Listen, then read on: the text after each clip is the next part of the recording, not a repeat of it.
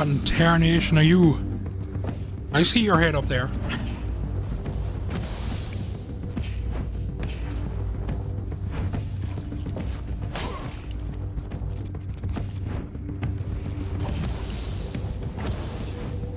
Oh.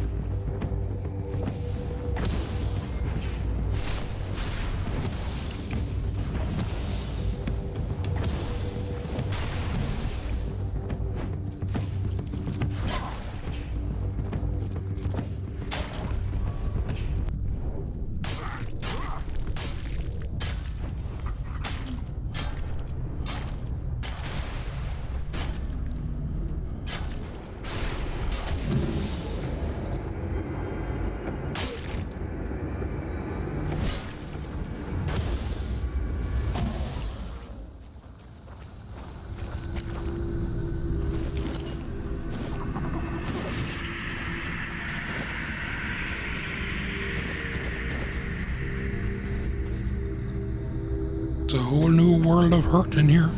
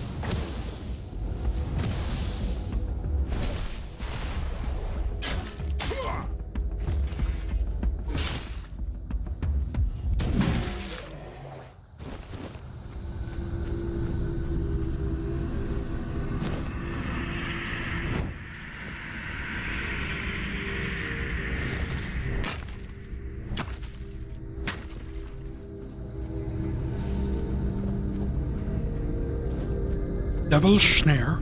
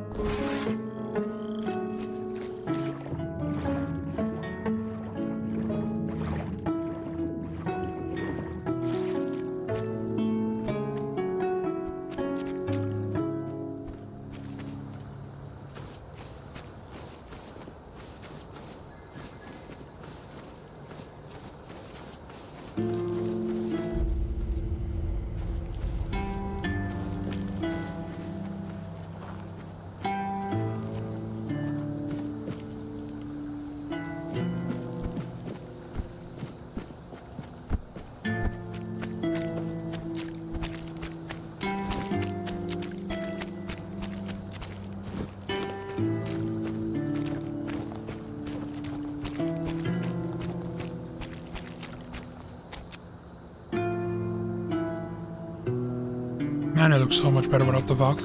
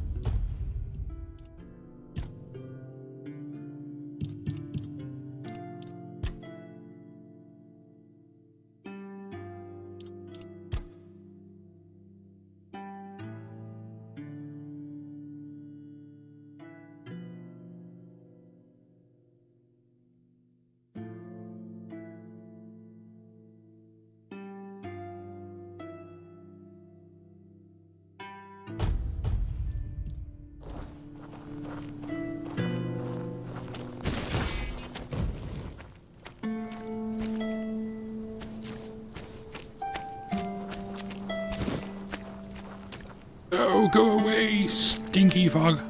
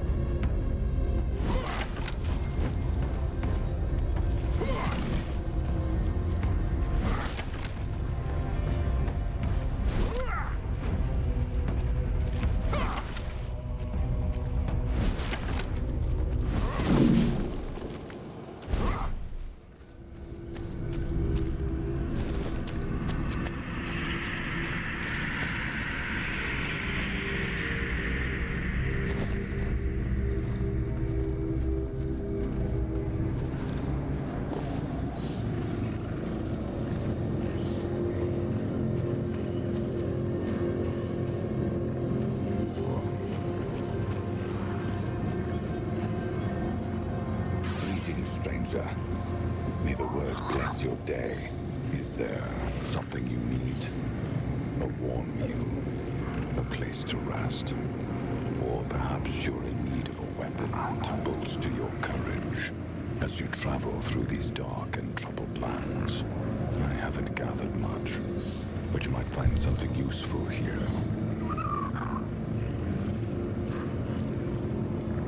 At the end of his papacy, the 18th Pope of the Red Church issued the Papal Bull of Calling. It's truly a sacred scripture. I often find myself going back to it, as the word therein moves me deeply. Is it just me or is this game getting quieter? These are the ones that resonate with me most. May all those called by the word never be forsaken by it. If your way of the word leads you through thorns and whips, embrace it and become an inquisitor of penance. If your way of the word is that of a sword, blood, and fire, shed the blood, fuel the fires, and become... Why does there sound like there's something very close to me? I have been called. So, here I am, and this is my truth. What the fuck is coming up beside me? Unless my interpretation of the Papal Bull of Calling is wrong, then yes, that's an apt description of what I do. Therefore, if it's words of comfort you're seeking, I'm afraid you've come to the wrong person. I don't perform priestly duties. Certainly, here's what I have.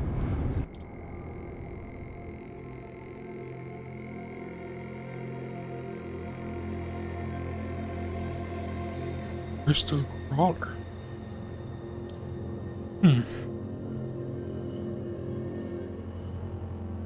Master Assassin.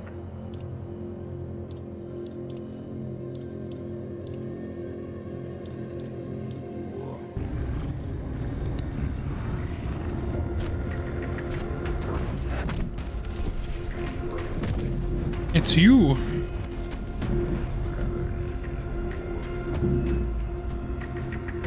I think that's the guy I've been seeing. Just disappearing. And he just disappeared now. Huh.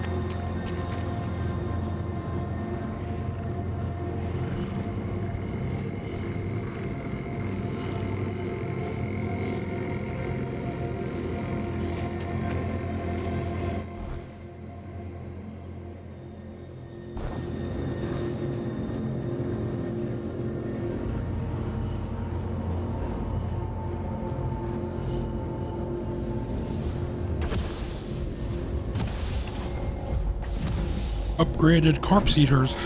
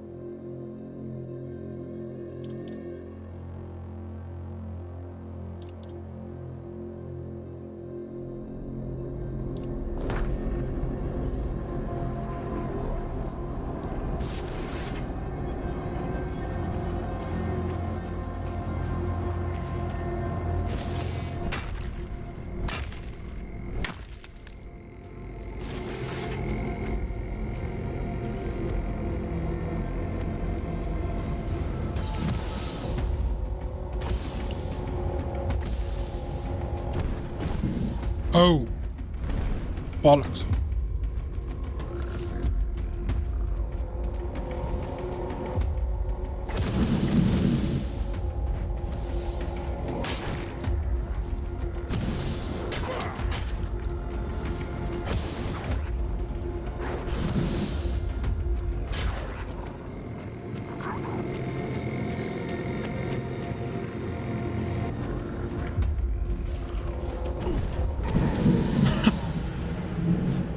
They're a bit OP, aren't they?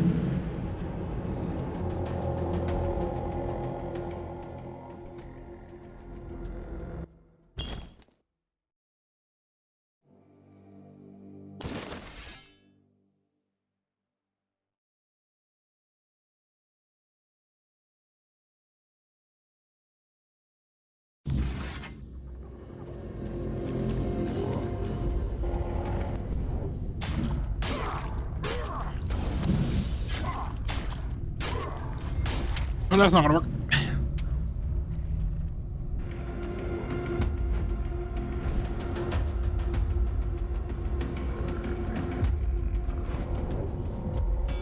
It's you again.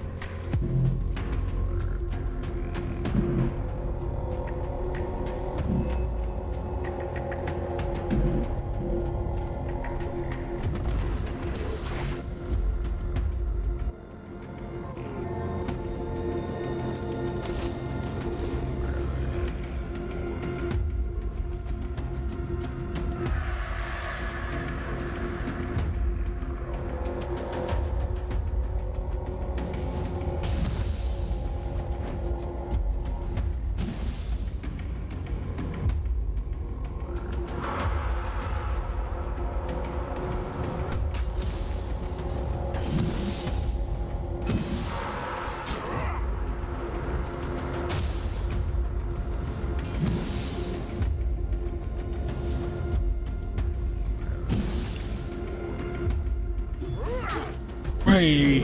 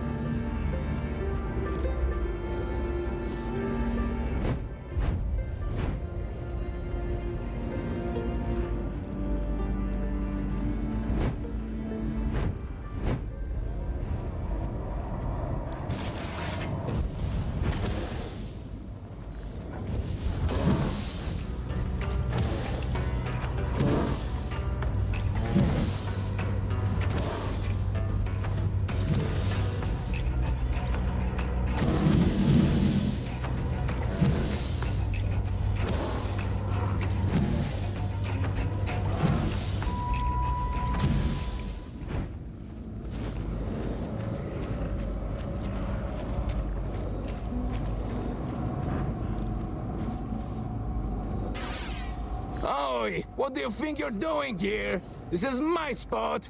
I got here before dawn, so you better get lost, you miscreant!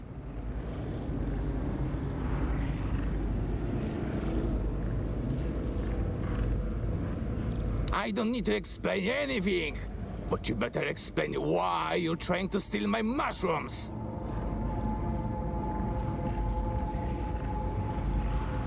Oh, so now you're going to tell me you didn't know and that you were just passing by, huh? That actually sounds almost plausible. Well, you'll find loads of penny buns growing here. I once picked a dozen for Penny with just one tree. That's why I call this place Penny Bun Grove. You aren't really interested in picking mushrooms, are you?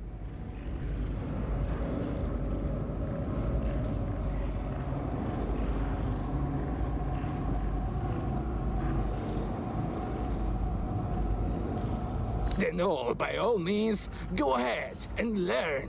Just not on my penny buns. You see, the most important thing is to tell the difference between an edible and a poisonous mushroom. I've got this friend, Old Mel they call him.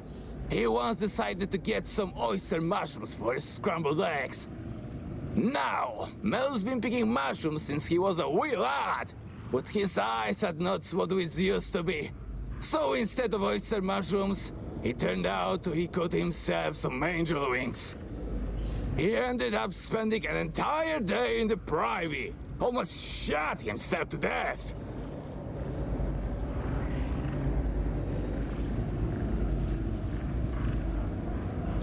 Angel wings are a tad lighter in color, and their caps are thinner too. And do you know how to tell a penny bun from a devil's bullet? Devil's bullet has reddish leading on the stern, and if you touch it with the tip of your tongue, you'll find it tastes bitter. If you're interested, I'll let you pick just one penny bun. Remember, only one. If I see you taking more, you better be ready to run. Take my knife and cut the stern right at the ground. Just don't twist it out like a numbskull. The mycelium needs to stay in the soil.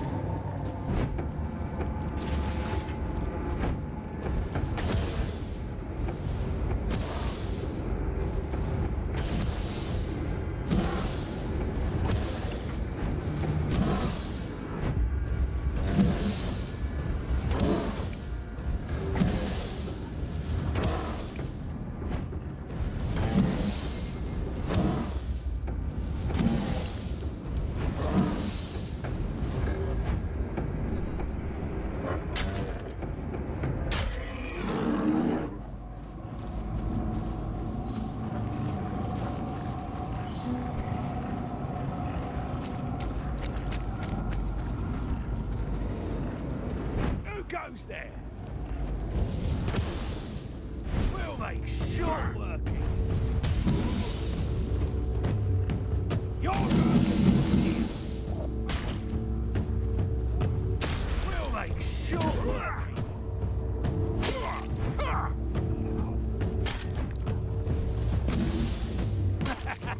This is my lucky.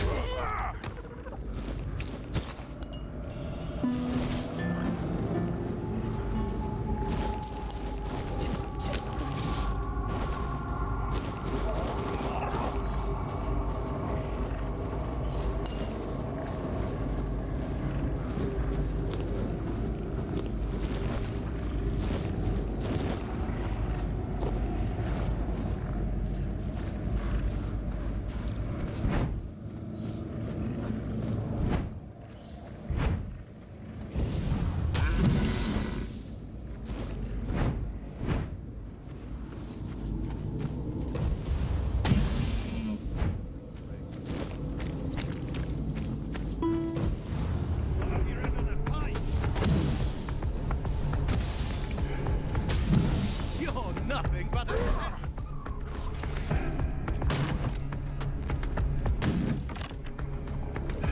Your armor won't save you.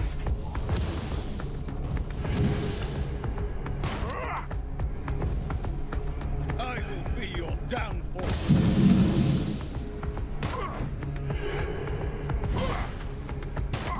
Your armor won't save you.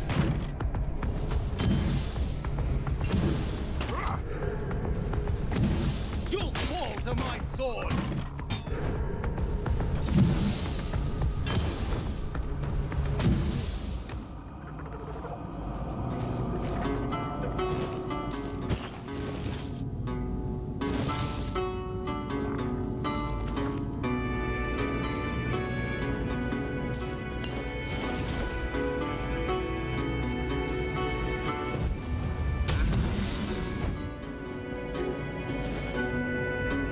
Be prepared for anything. Say your prayer. For a world apart.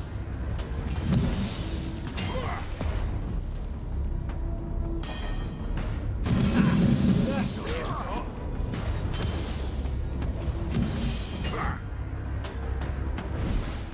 Ha! That's all you've got.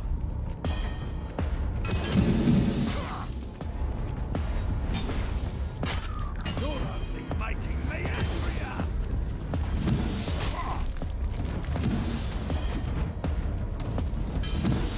Your money. Your love.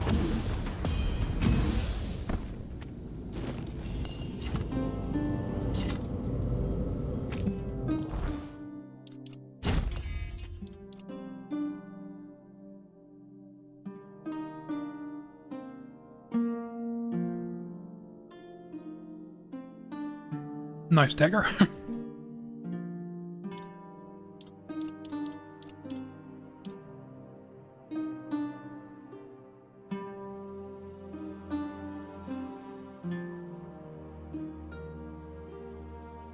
Not a bad bow either.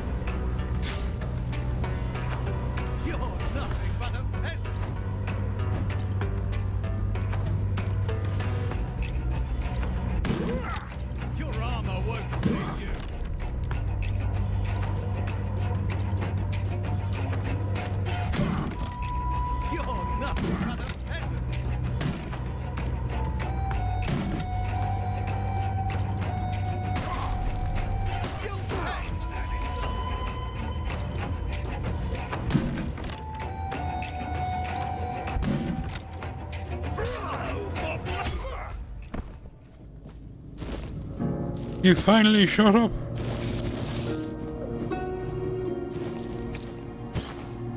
Pocket send.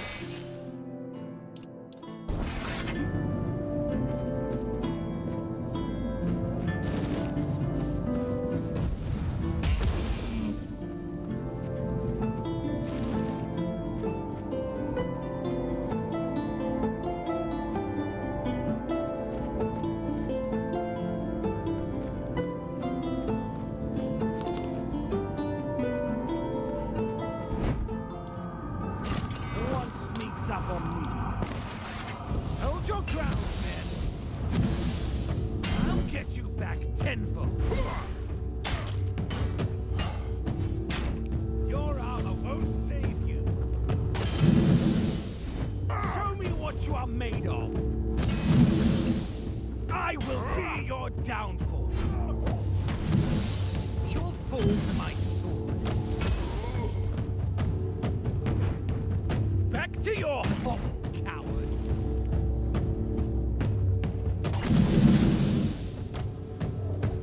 You'll fall to my sword.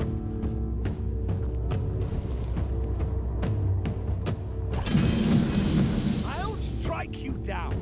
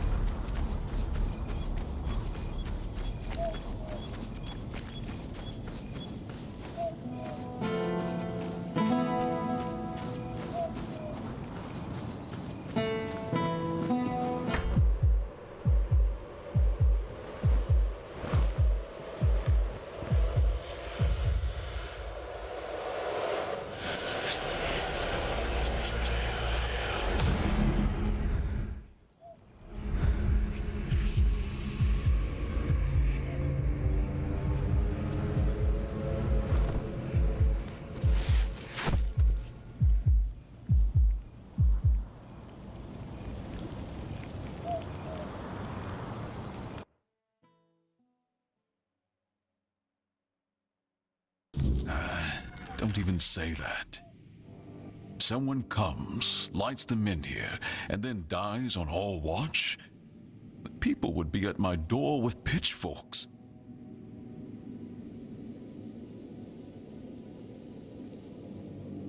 He's waking up. Welcome back to the land of the living, our hero. Help him up, Ansem.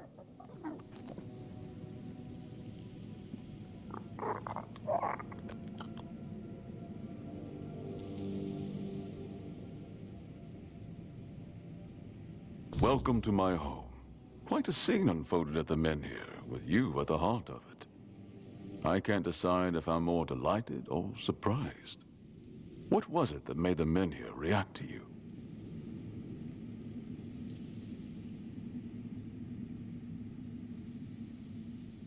I see. You have a habit of not taking things seriously, don't you? But this is no trivial Nobody matter, believes so me. I demand respect. Come now, you must have a theory. The local men here have been rather lifeless for quite some time. Then you come along, breathe life into what was dead, and whether you meant to or not, alter the course of our history. That's how I see it anyway. Tell me, do you know what this Menhir represents?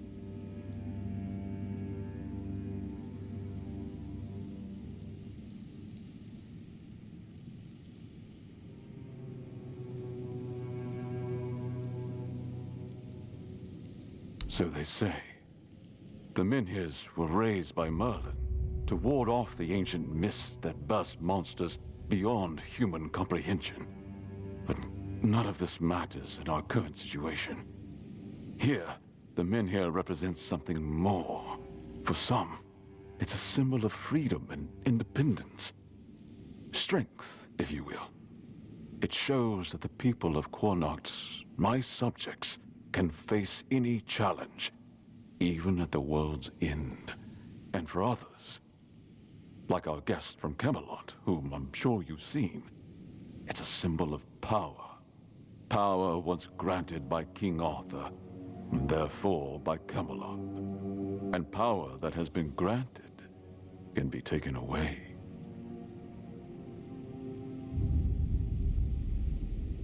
Officially, they say they want to gather all the Menhir scattered across Avalon, set them around Camelot, and bring people there to ensure their safety.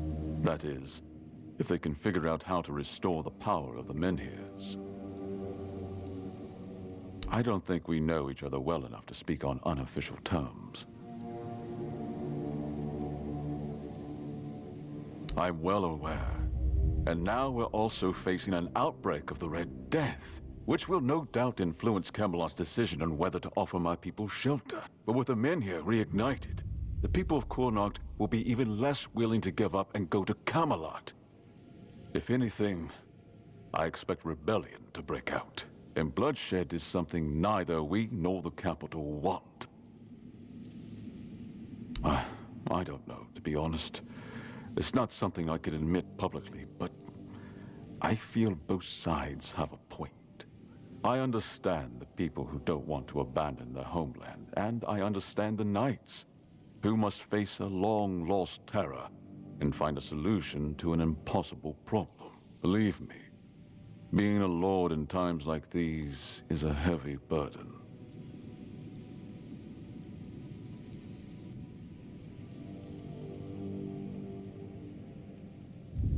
Calamity Shield, you say? An unusual request. That shield rests beneath the Menhir, and legend has it that it used to fuel its power for centuries. I don't mind if you look at it, touch it, whatever you need. Just don't take it. It's a treasured relic, and the people of Quornoct are quite attached to it. And you're probably just as attached to your head, which you'll lose if we catch you trying to steal the shield.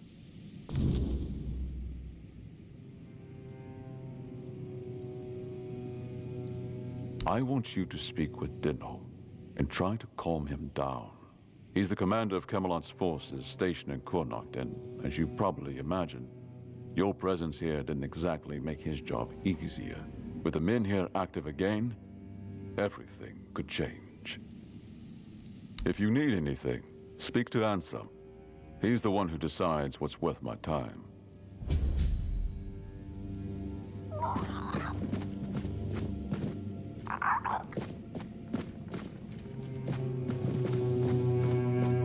If I just stay put, Nice place you have everything here. will be just fine.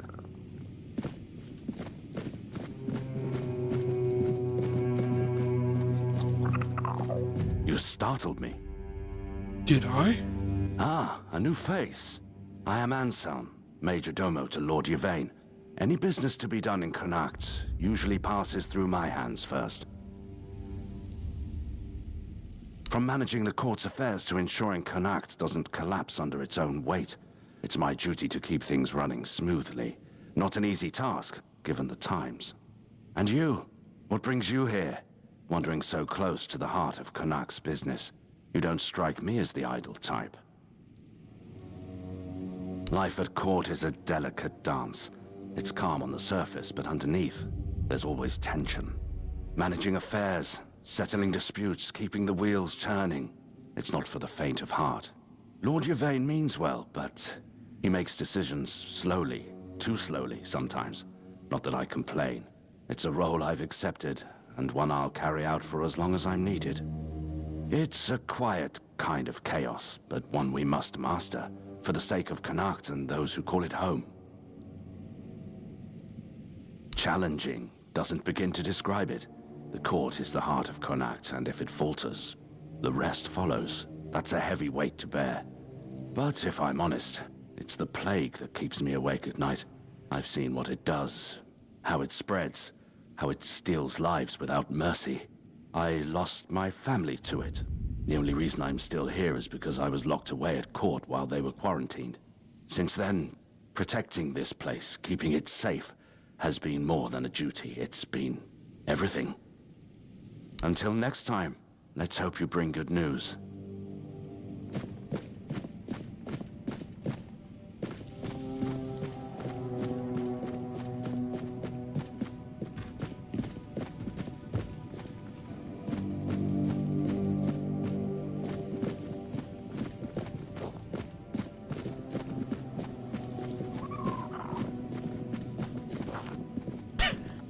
Why did they keep turning away from me? Do I smell? Keep your head down.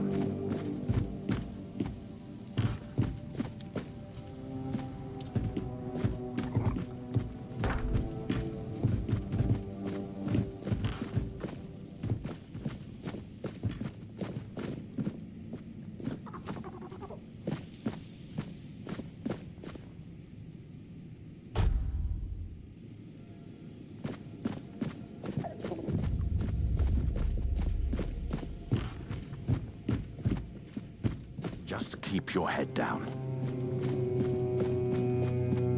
What is it?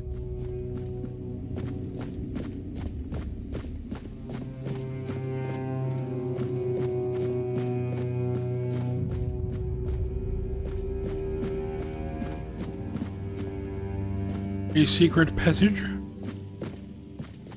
Perhaps?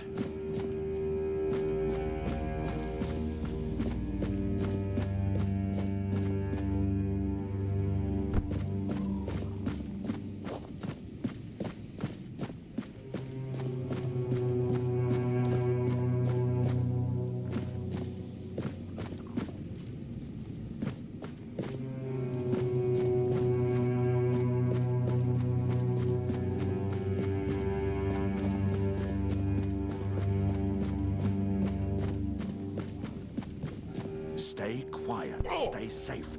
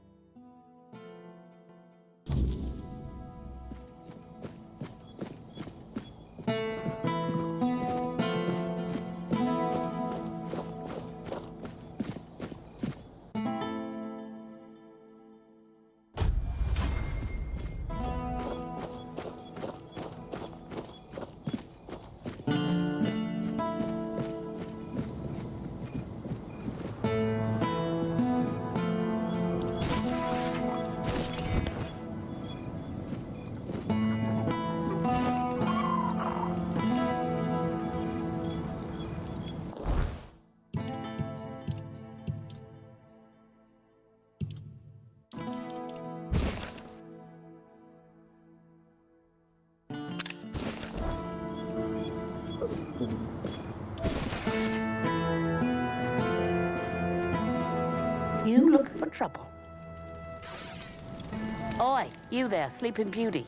I saw them carrying you into Yvain's mansion. You feeling better now? Good. Would have been a shame if something happened to the one who lit up the menhir. No wonder they brought you straight here. Tell me, did you get to see our lord? Or just that snake of his, Anselm?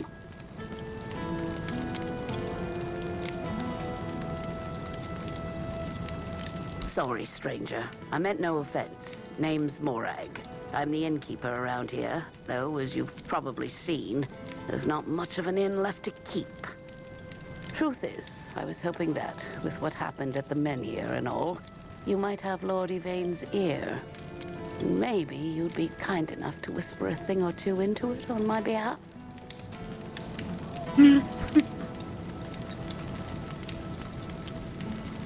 Camelot shut down my inn. Said it was because of the Red Death, but the Red Priests have been here for ages, and they never had a problem with my place. And last I checked, Yvain's still our lord. Not one of those Camelocians. What gives them the right to meddle in our business?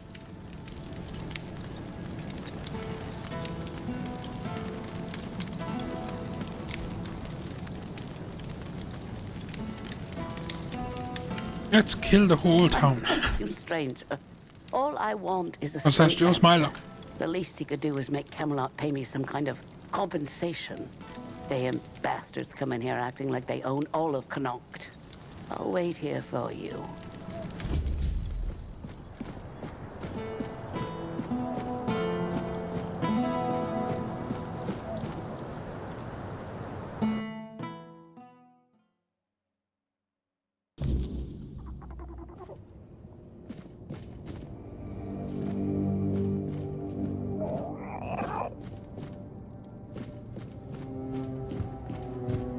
You startled me.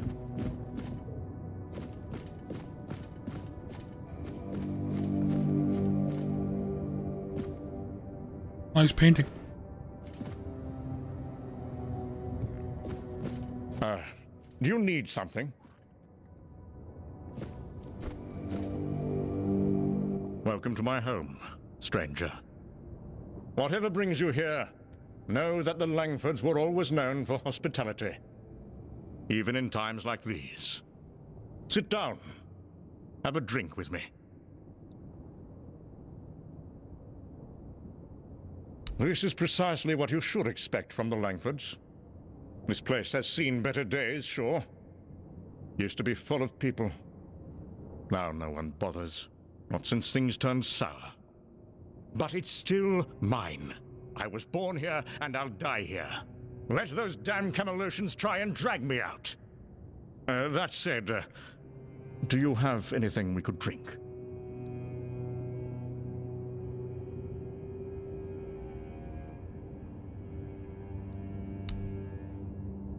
Finally!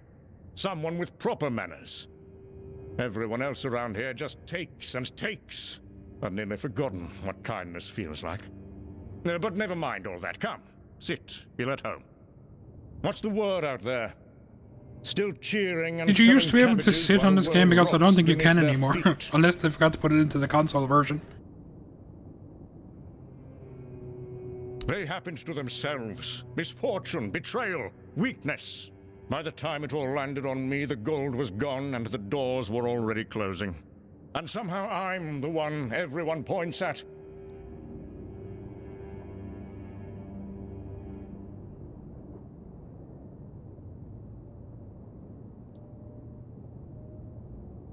Survive as what? A nobody scraping by, begging favors. Better to die remembered here than live forgotten out there. And go where? Wander the roads like some beggar? My family has lived in this town for centuries. I'd rather be crushed beneath the stones my forefathers placed here than abandon them. All alone? Not quite. There's one left. A servant. Stays up in that shed on the roof. She doesn't talk much, though. She's probably waiting for me to croak, so she can sell the place for scrap. But she'll be waiting a while. I've outlived better people. My uncle's betrayal is what started it all. He convinced my father to invest the family fortune in a new mining venture in the northern hills. He said the ore will make us wealthier than ever. Ha! The mine flooded, the workers died, and the council demanded reparations that bled us dry. Then the vultures descended. Merchants calling in debts. Neighbors turning their backs. My father died of grief. And I inherited nothing. The Camelosians? Upstarts and pretenders, the lot of them. And now they strut about, issuing orders about the weirdness coming. Convenient excuse to drive me from my ancestral home, isn't it?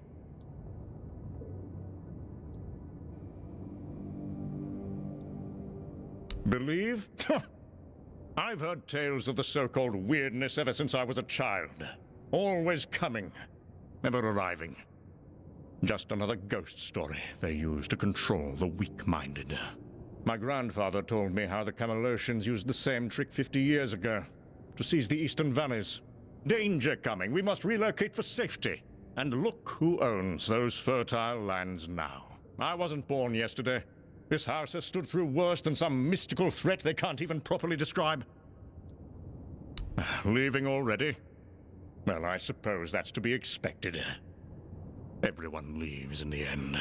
What, do you want me to move in? Go on then. Back to your important business. But tell others what you saw here. The last Langford, holding his ground, while the world crumbles.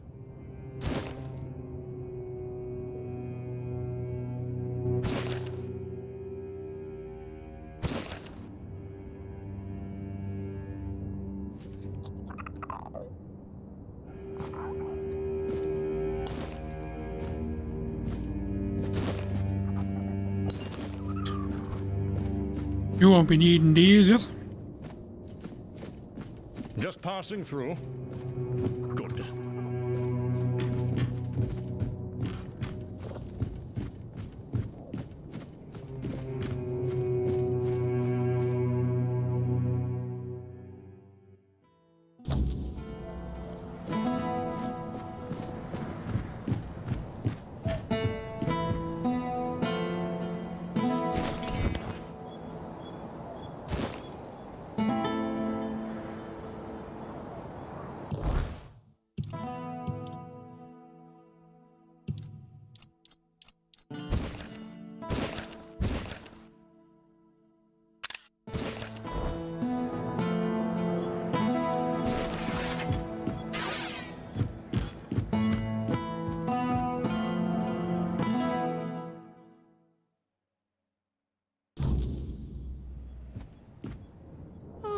A visitor.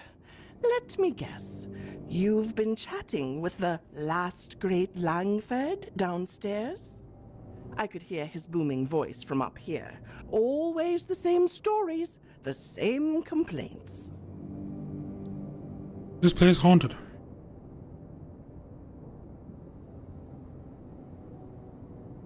I've served the Langfords since I was a girl. My mother before me, too.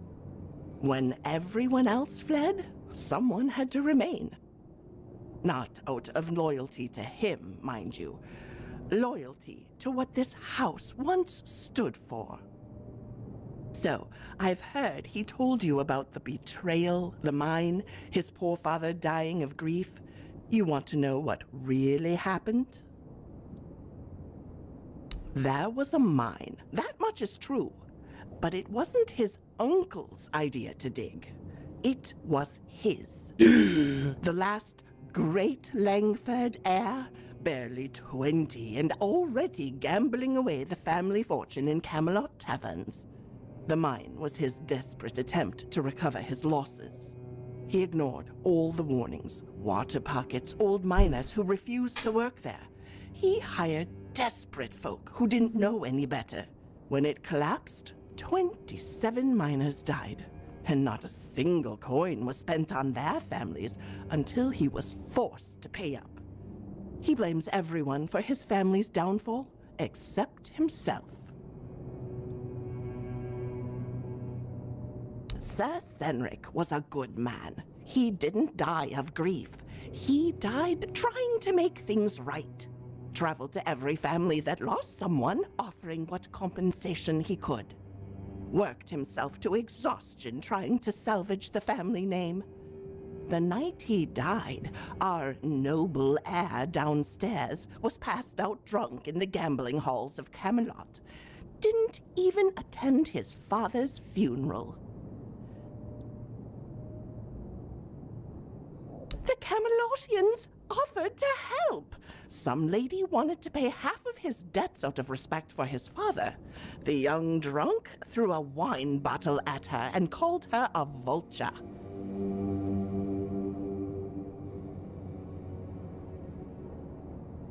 There were 12 of us left when things got bad. Loyal folk who stayed even when the pay stopped. For months, we used our own savings to keep food on the table. His table, mind you. Then winter came, and the food stores were empty. The old groundskeeper froze to death in his cottage because the Lord needed the firewood for himself. The others left one by one. Only I remained, foolish old woman that I am. Not for him, for the promises I made to his father. Watch over my son, Lord Senric asked me as he lay dying. He is lost, but perhaps one day he'll find his way. 30 years I've waited for that day. But now, with the weirdness coming, even promises must sometimes be broken. He knows it's real. That's the most pitiful part of his charade. Sometimes at night, I hear him at the east window, watching the mists with a spyglass, whimpering like a child. But to admit that it's real would mean admitting the Camelotians are right, and he'd rather die than do that. Last week, it took the old mill at the edge of town, turned it inside out. Stones became light as paper. Water flowed upward. Whatever you decide to do, don't linger too long. Some ends come whether we're ready or not. I've packed my things. Soon I will leave, with or without him.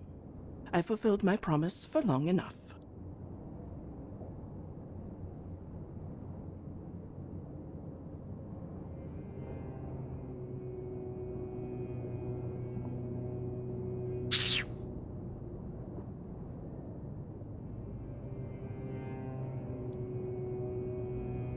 And why would I want to leave with him?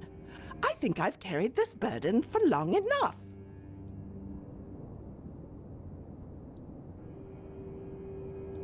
That's the cruel truth of it, isn't it? 30 years I've kept him alive. And what thanks have I gotten? None. But you're right. He wouldn't last a week without someone to cook his meals and tend his fire. Even his self-pity needs an audience.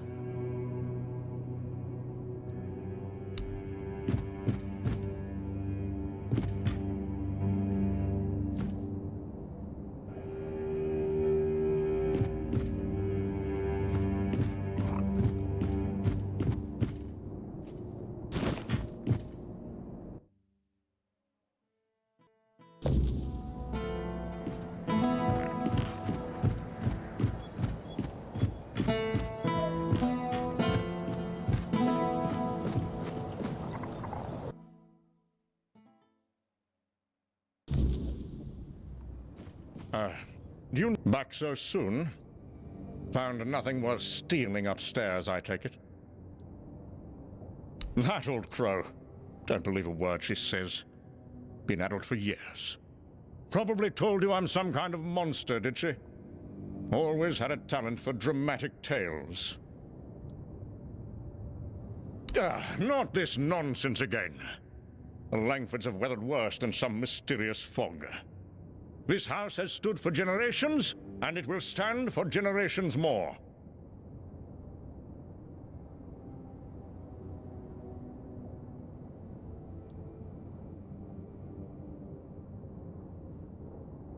Begging? How undignified. The Langfords respond to reason and respect, not to pitiful pleas. Your concern is noted but unwelcome. This is my home, and here I remain. Go, if you're so convinced of this danger. Join the other cowards. He's a bit of a tars pot.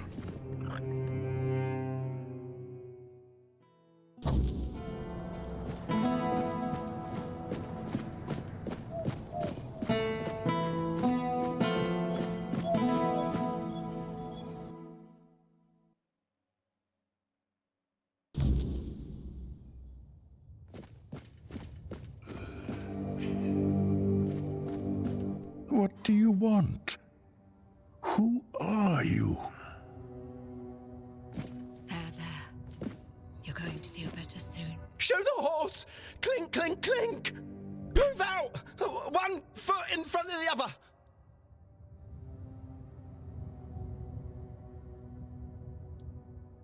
Crunch, crunch! The wolf eats the spoils, eats the cows, eats the heads. Tears to shreds! Ate the thigh. Hear the cry! Crunch, crunch! Oh, the wolf eats the spoils, eats the cows, eats the heads, tears to shreds. Ate the thigh! Hear the cry! Nice to see you. There. You're going to feel better soon. I'm just trying to help you. Do you need something? Are you in pain? I'll do all I can to help, but I need to warn you that our supplies are quite limited.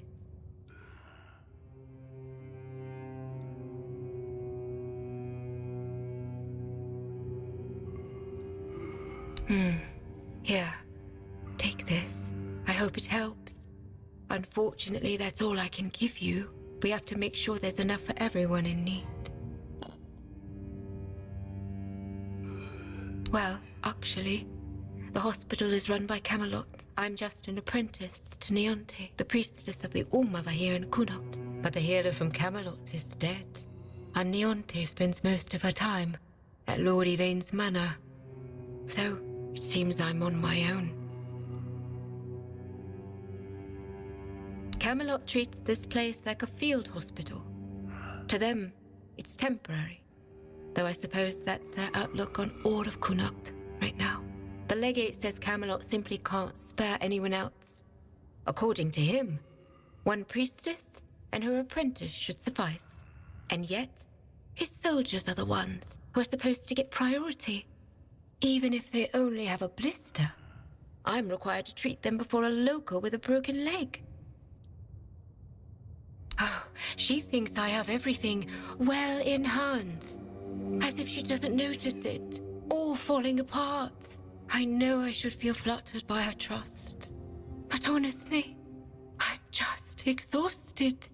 I'm not even a priestess. The only training I've had is what she's given me. Ever since Lady May fell ill and died, Neonte's barely been here. She just sits by her grave. Truth be told, I'm a bit worried about her.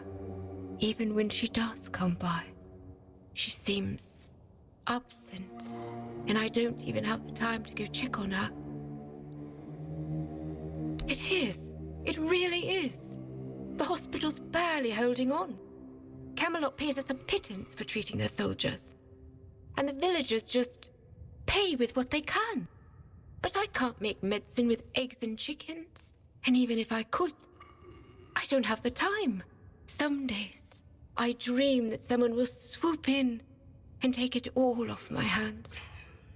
Ideally, it would be Neonte, but I'm not sure I can count on her anymore. Still, maybe it's worth a try.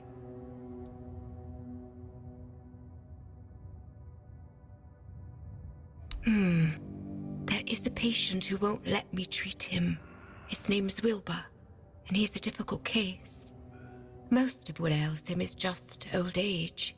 Some days he's clear-headed, but those are becoming fewer and farther between. Lately, he won't let me touch him.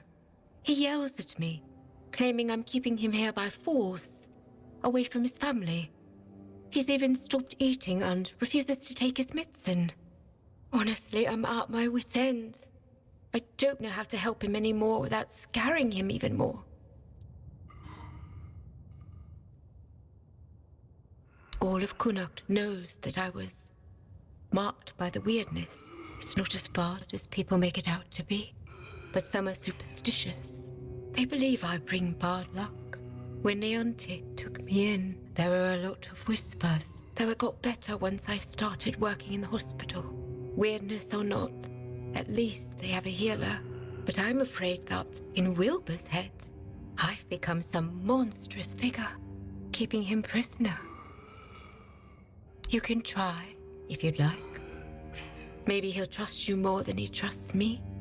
Just, please, be gentle with him. He's been through enough already. No one knows. He barely speaks. And when he does, it's all nonsense. The poor man's lost his mind. I'm afraid there's no point in talking to him right now. Besides, he needs rest. You should speak to Legate Denham. All I know is they sent him somewhere. And when he came back, he was like this. If I had to guess, I'd say it's the effects of the weirdness. He's a seasoned soldier. I'm sure he's seen plenty in his life. I doubt anything could scare him enough to drive him mad. The other soldiers said he was acting completely normal before. So it's not some long-standing illness of the mind, unless he hid it very well. But I've seen similar cases in people who spend a few nights, or even one, beyond the Menhir's reach.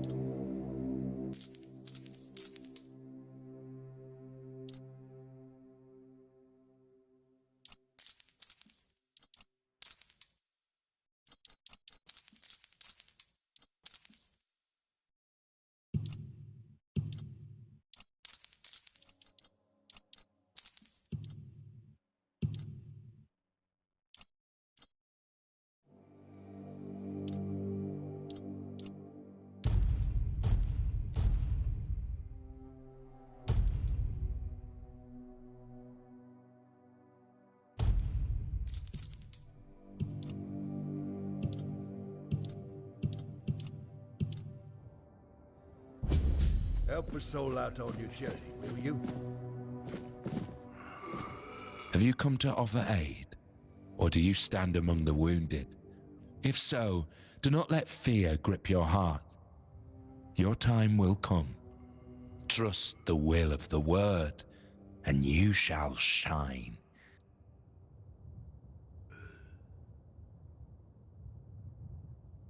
I am but an empty vessel, yearning to be filled with the sacred joy of the word. Now I am perfectly blank and naked.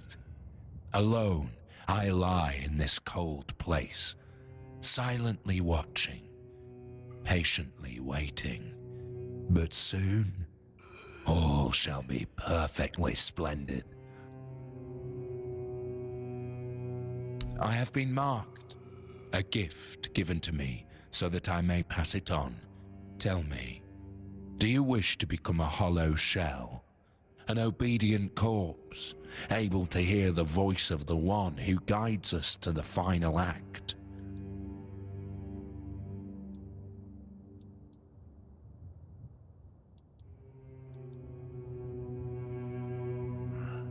It is a path, one you will walk, guided by the one who bestowed upon me the grace of hollowness. I have received my task, to wait and pass the gift along. It is your intimate moment beside the prophet. You will hear the beating of her heart, feel her healing grace, and then you will find peace in the word.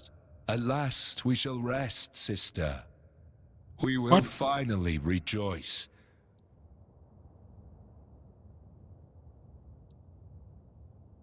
I understand. If you choose to walk this path, know that I shall be here, waiting.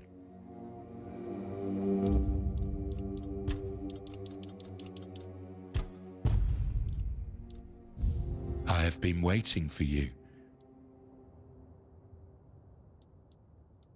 A handful of Camelot soldiers, myself among them, were chosen for a special mission under the command of the Red Church. The priests sought an artifact said to be hidden within the toll house at the border. Yet, what we found was far more precious. Blessing and peace. None returned but me. It was then that I received the gift.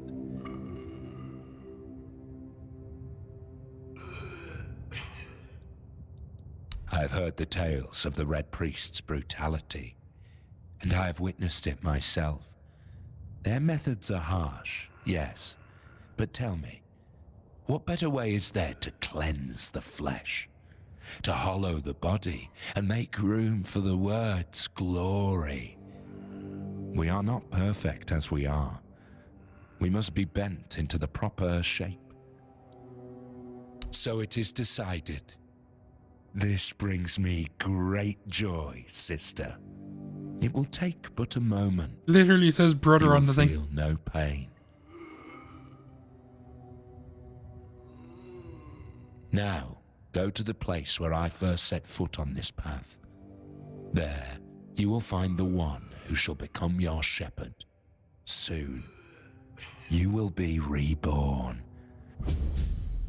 Help a soul out on your journey, will you?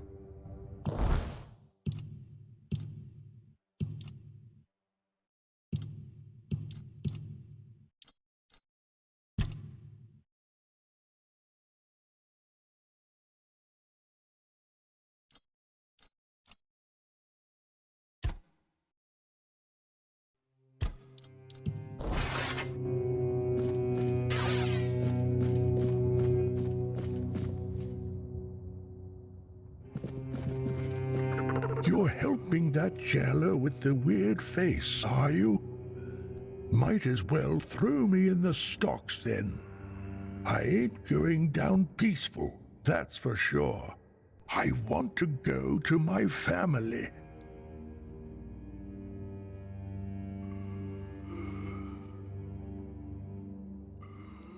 They live in the lower district. I'll go to them. But that cursed wench won't let me leave.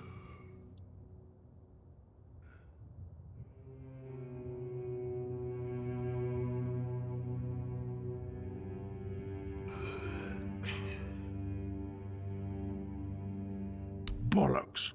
There's been no Red Death since King Arthur's times. I bet she's the one who filled your head with all that nonsense, eh? Don't listen to her. You can tell right away that nothing good comes from her. Good folk don't end up twisted like she is.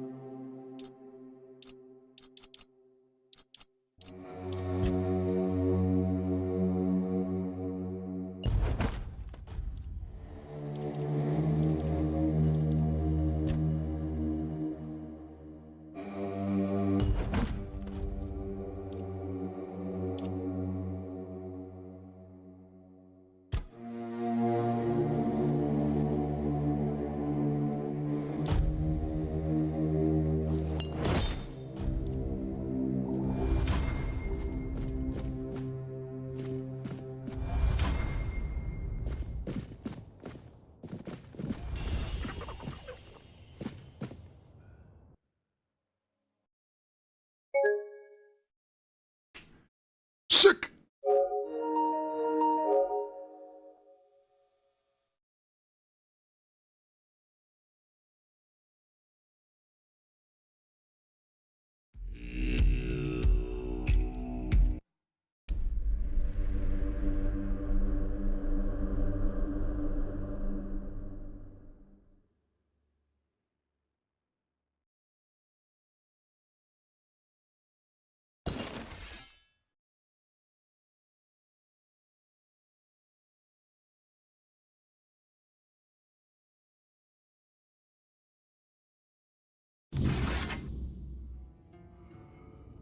Spare. Do you hear it? Farewell. Your I. They. But I don't good. Nice to see you.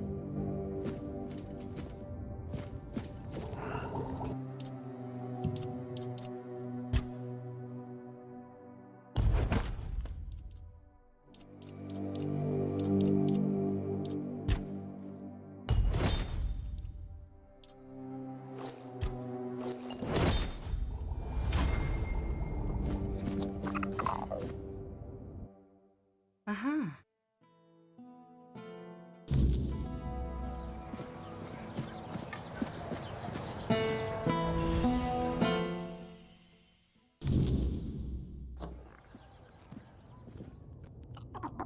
You startled me. Ah, a visitor. I'm Ebert Talbot, at your service. Pardon the mess, we're packing. The weirdness is drawing near, and I intend to have my family in Borough by week's end. Wait, you must be the stranger everyone's talking about. The one who made the Menhir glow brighter. Just perfect. My wife already refuses to leave, and now your arrival will only fuel her delusions.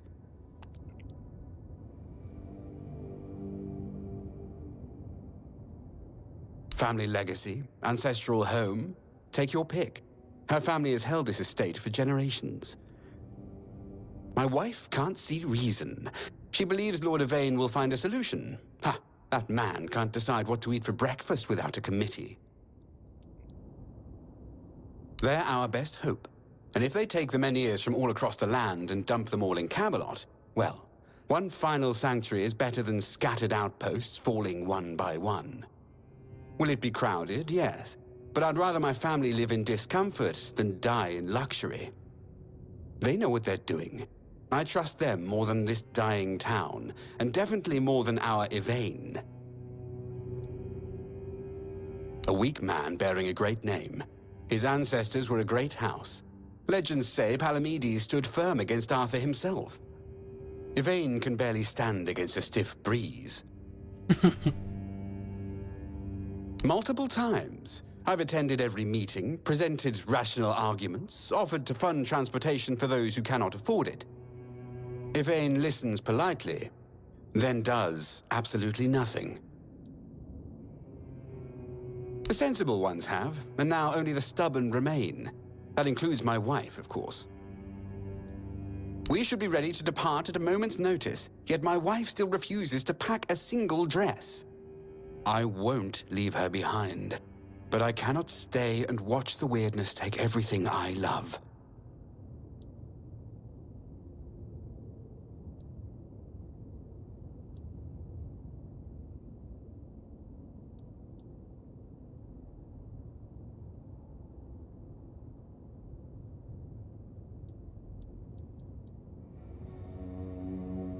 Then I face an impossible choice. Leave my wife to die, or stay and perish alongside her. I love Vesa with every fiber of my being. I cannot imagine life without her. Perhaps in the final hour, faced with the encroaching fog, she will change her mind.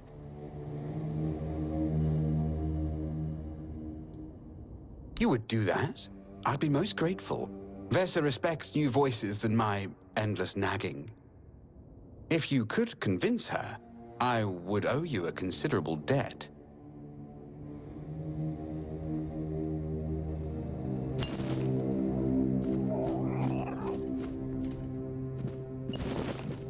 passing through. Good.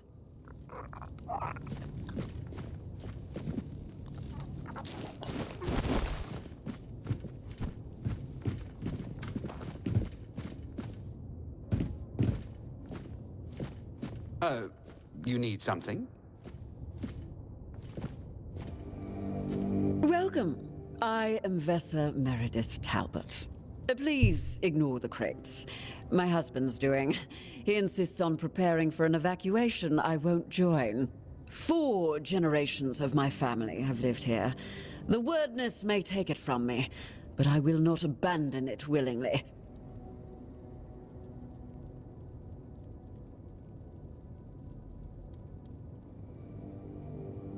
Each generation of my family faced a crisis, and each endured.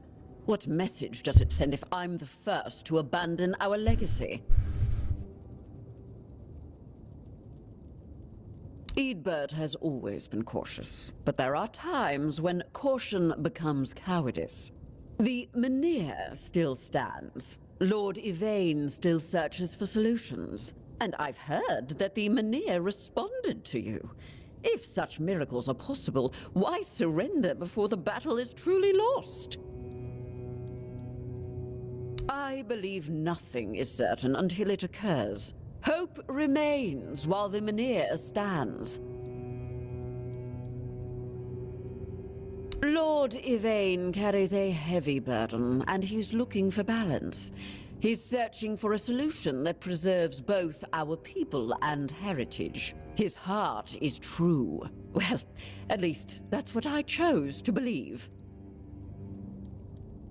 Action without wisdom is merely motion. And what's the point in that?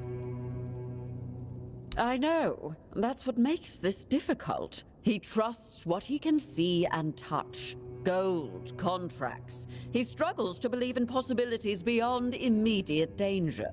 I love him for his caution, but some crises demand we stand firm.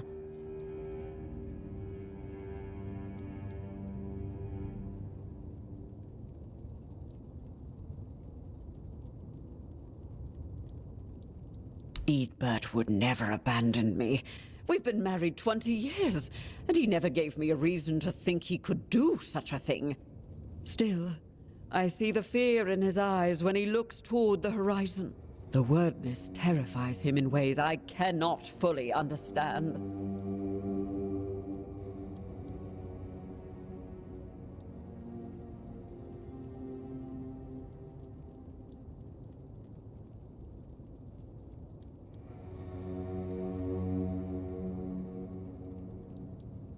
This is a load of bollocks.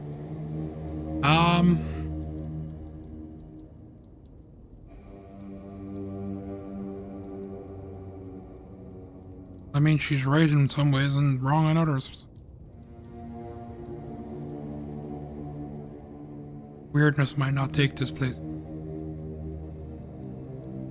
I mean, then they can just come back later?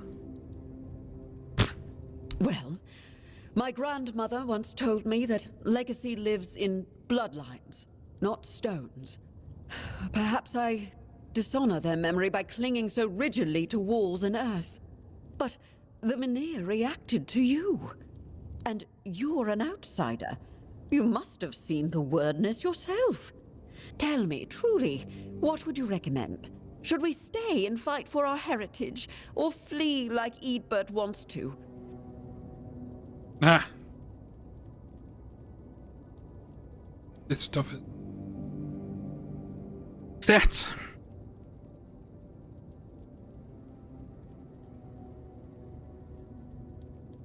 How diplomatic of you. But sometimes fence-sitting is just another form of cowardice. I asked for your counsel because you have a connection to the Menhir. Something truly extraordinary. If even you won't take a position, then I must trust my instincts. And my instincts say we stay and fight for what's ours. You startled me. Can you do that?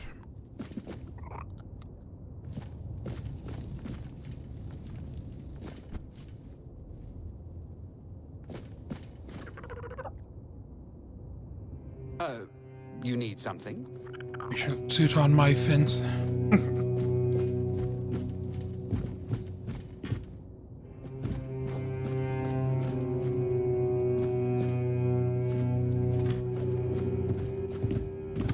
Did you speak with Vesa? Has she finally seen reason?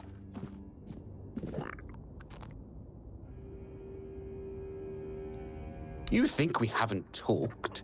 We've done nothing but talk for weeks. Every conversation ends the same way. Her clinging to her family legacy, me pointing to the approaching doom. But perhaps you're right. One final conversation. Heart to heart. No raised voices, no accusations. I'll try once more. For Vesa's sake. For our life together. Thank you for the reminder that some things are too important to delegate.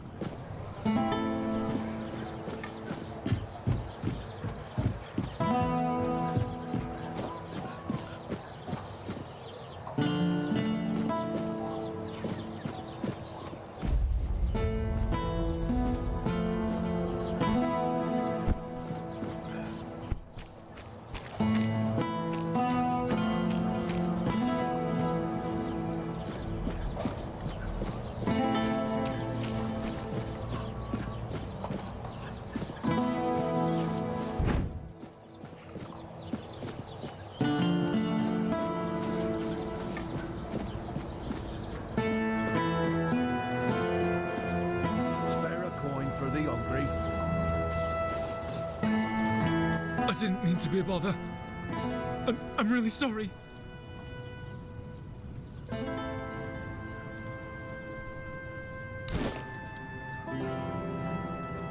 Oh, all right. Just, I promise I won't bother you again.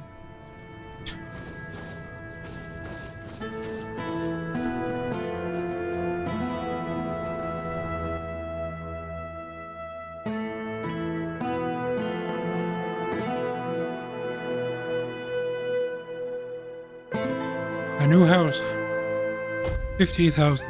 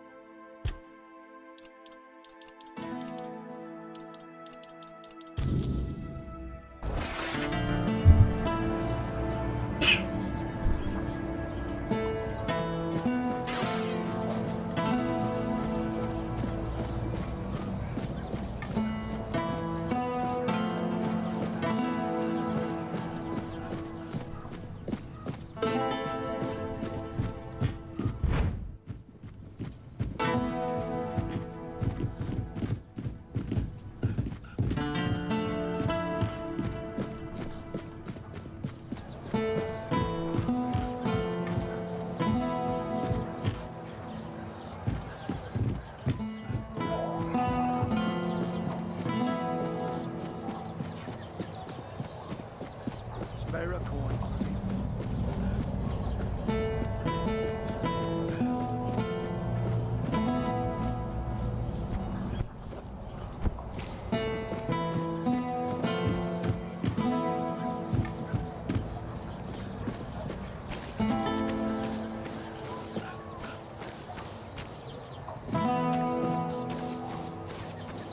Spare a coin for the hungry. There's nothing. Absolutely nothing. Nothing at all. And there will never be anything. Look around you. Everything you see doesn't exist. How did he know? We're not here. And the real Lord, the four-armed king, is lost forever. It's just greedy, deceitful lords everywhere. False kings. There is no king. Sagramore wanted too much. And Vane, he doesn't even know what he wants. Nothing. There's just nothing. I've seen his cursed kingdom.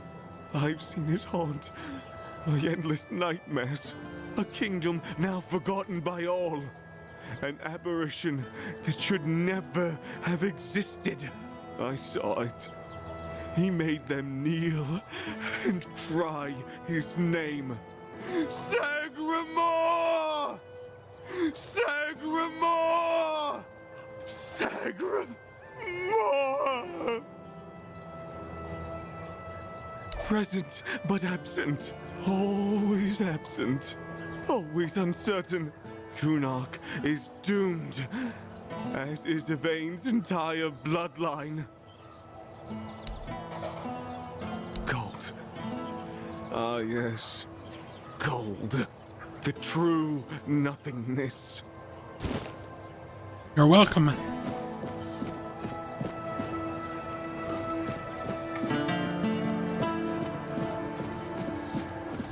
Oi, you. You're new here, aren't you? I don't think I've seen you around before.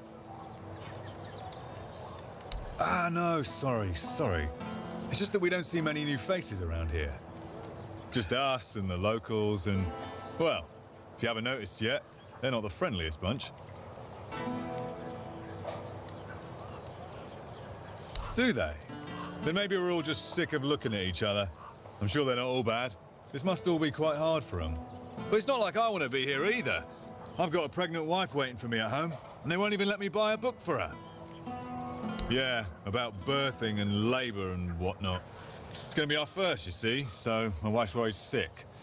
I wanted to send it to her to ease her mind, you know? But that Del Rita wench chased me out of her bookshop and won't let me back in.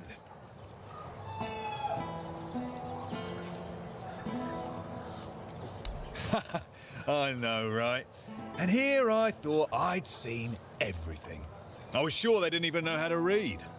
Anyway, Vrel seems to hate my guts. Ugh, because she hates Camelosians. Why else? I mean, I know the folks ain't exactly happy about us being here, but Vrel? She's Dal Rita. They're taught to hate us from birth. That's all there is to it. Well, could you? I'd be really grateful. Just don't tell her it's for me. She won't sell it to you otherwise.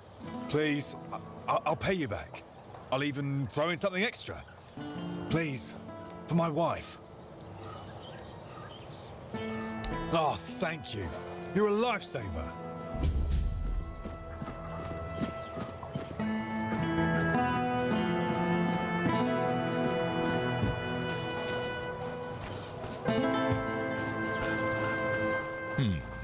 Haven't seen your face around here before. A visitor, eh? Try to stay out of trouble. I'd rather not have to put your name on the bounty board. No, that'd be Sheena. I keep this camp running and make sure everyone's pulling their weight. Idle hands have no place in Camelot's army, especially not on a mission like this. Trouble is, we've got more work than men. So if you're looking to earn some coin, check the notice board. I've posted a few bounties. I can't spare any soldiers to deal with things outside of Kunacht, but I'll be damned if I let those bandit scum run loose. I handle what makes soldiers fight. Sheena handles what keeps them comfortable. You want glory and gold? See me. You want a softer pillow or a warm meal? That's Sheena's domain. Legate Denham is in charge here. Sometimes I wonder if he upset someone higher up to get sent on this mission, because this place, it's a damn mess. Lord Yvain's acting like a maiden on her wedding night. The Red Priests are throwing their weight around, and the locals are ignoring the fact that they're all about to be swallowed by the weirdness. I have no idea how the legate puts up with it all. But, well, at least he's got me to make sure his orders are carried out. I'm Immunis Askel. If you're here for war stories, forget it. I've no time to entertain idle curiosity. Most of the fighting's behind me now. I've traded my sword for paperwork. Not glamorous, but necessary. Once we're done here, maybe I'll finally retire. Then I'll have all the time in the world to spin tales for nosy brats like you. I'll await your return.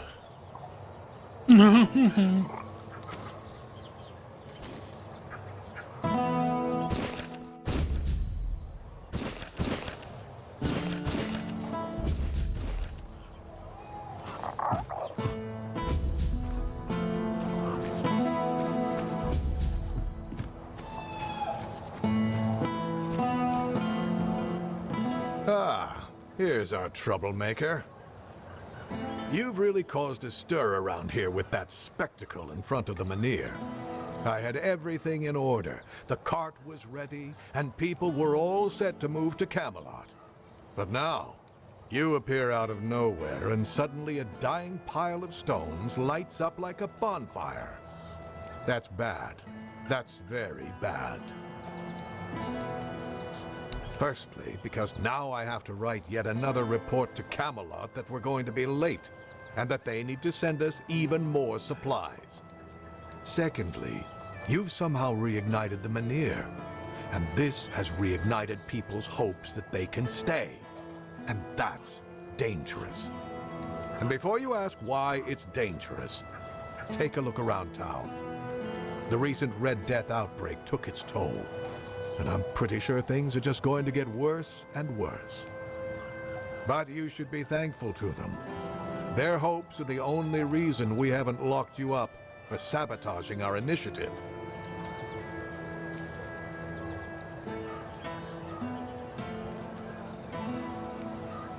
That's the assumption I decided to go with, and that's why we're talking.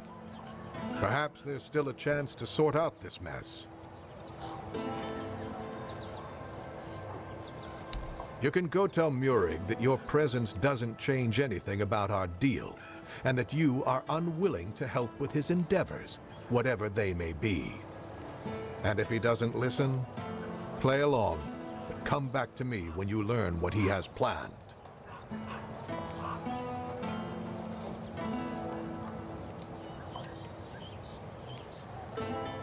Isn't it obvious?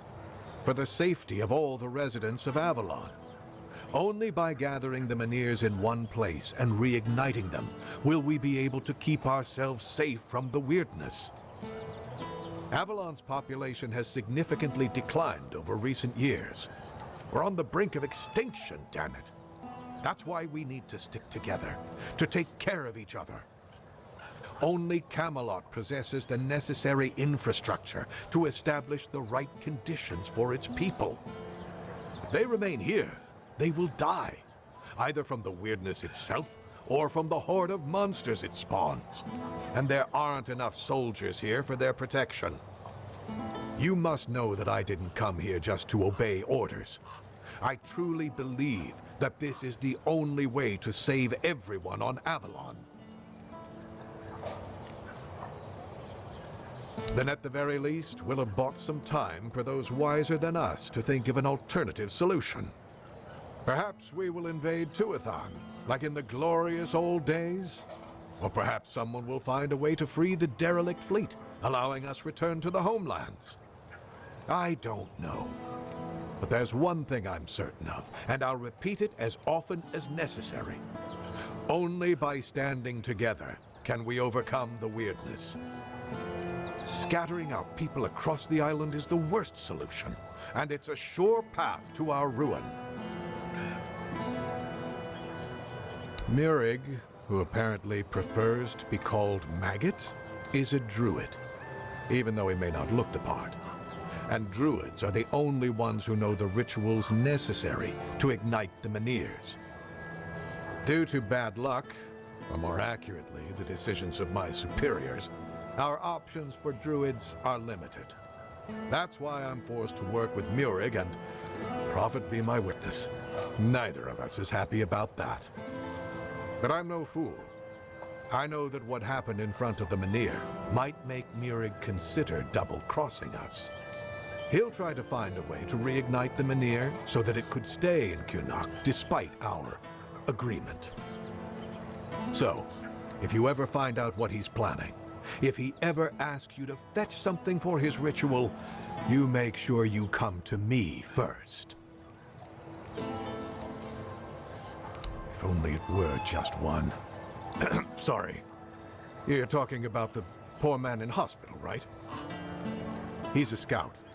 We've been preparing to evacuate the residents, and I sent him out a while back to make sure the route to Camelot was safe and clear. Looks like he tried to take a shortcut through the waterworks. That's where they found him, babbling and talking nonsense. The weirdness must have caught him.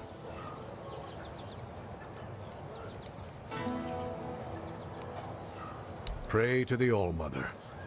Although, truth be told, although I've seen plenty fall victim to the weirdness, I've yet to see any divine intervention from our goddess. But you could help me. You look like someone who's seen a fair bit of Avalon and isn't afraid to travel alone. I could use someone like that to finish the job my scout couldn't complete. Of course, you'd be properly compensated. Take the road to Camelot, all the way to the Iron Gate, and report back on whether it's clear.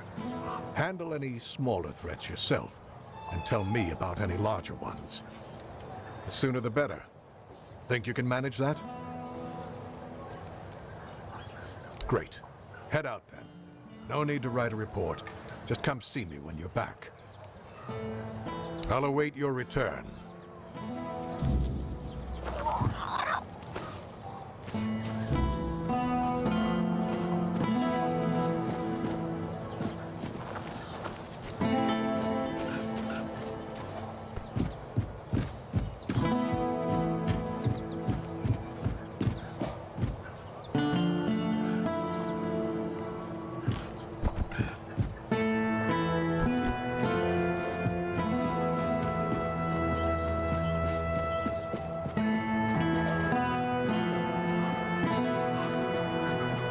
Spare food or coin?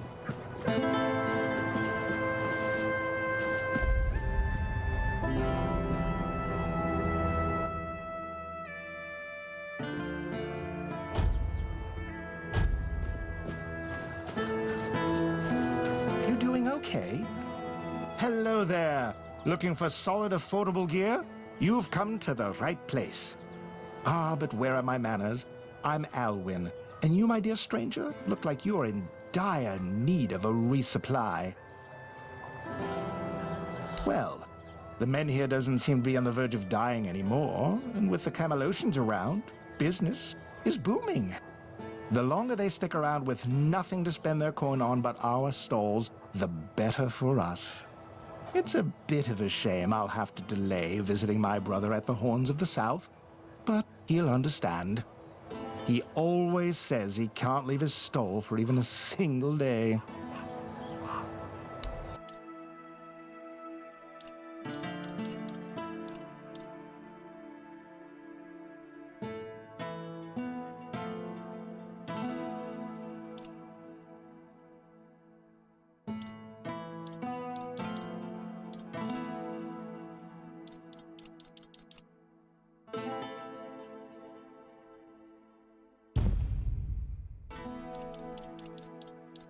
Oh, I actually had enough for the other house. What a shame I can't really go back there.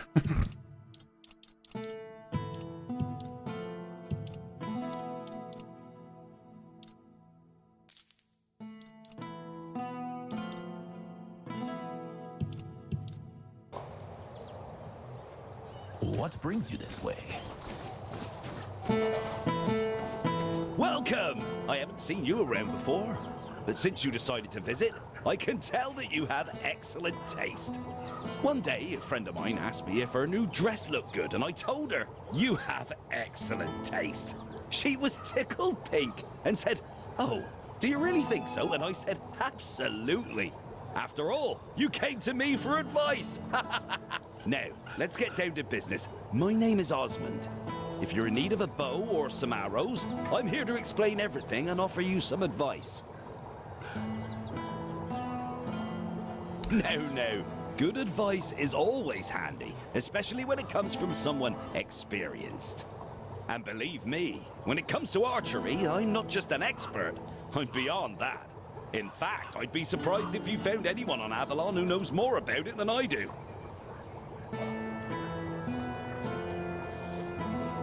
Well, find me someone else who's been doing this for over 40 years. Every aspect of it. Back in '84, I was chosen to represent Connacht in the team archery tournament. And I wasn't even a lick over 18 back then. During one round, we were shooting at targets 100 meters away. The target was the size of a small apple and the wind was blowing from the left. So, I took aim and wham! Right in the middle. Even the captain of the Camelot team jumped up and asked, "Have you got any more like this one? Maybe the boy would rather shoot for us." If you were older, you surely would have heard of me. I could have been the first of Avalon's archers. They almost knighted me. But as it happened, I joined the watch, got married, and... well, that was that. Hey, if only I'd had the common sense back then that I have now. About Connacht, what do you want to know? There's not much to say. They told us the Menhir's gone out, and now they want to move us along with it, but the way they're handling it, they've been here for weeks.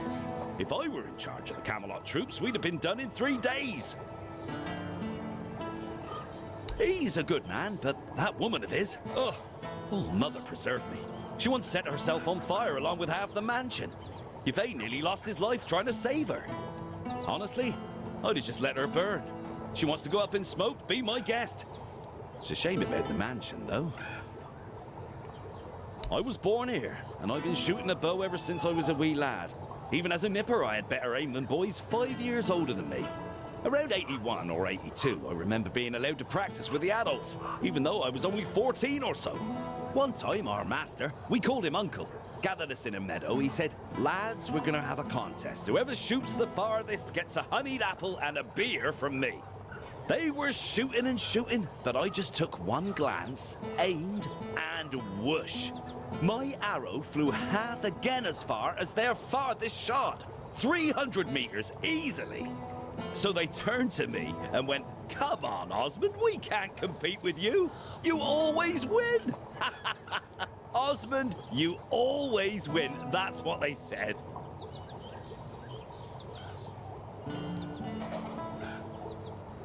I could have joined Camelot's army. With my aim, they would have made me one of the royal archers. But leaving was tough, especially since the girls here love to watch me shoot. They'd squeal with delight every time. And in Camelot, during a war, who knows what might have happened, so I decided to stay in Connacht and join the Watch.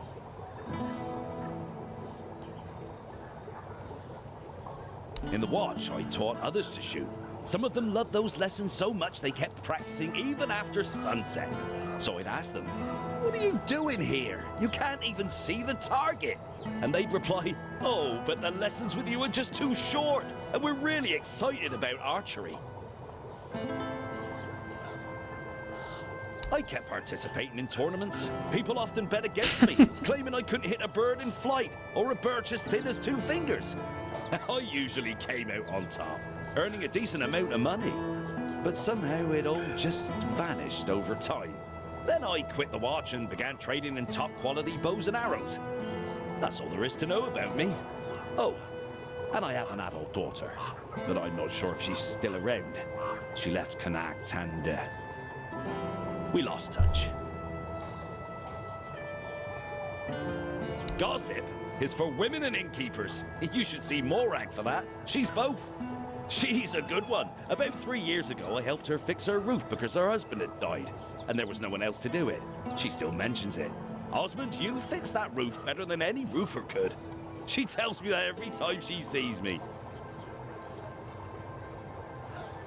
As it happens, there's something you can do for me. I've written a letter to Lord Yvain, a few suggestions on how, in my view, he ought to handle this whole business with Camelot. Figured he could use a bit of advice from someone with strategic sense, a head for negotiation, and a touch of military experience. Would you take it to him? You've got younger legs, and I'd rather not leave my stall unattended. I'll give you a few coins for your trouble. Brilliant. Here you go. Just don't lose it. I've only got the one copy, and I've no mind to write it all out again. Hello again. What do you need today?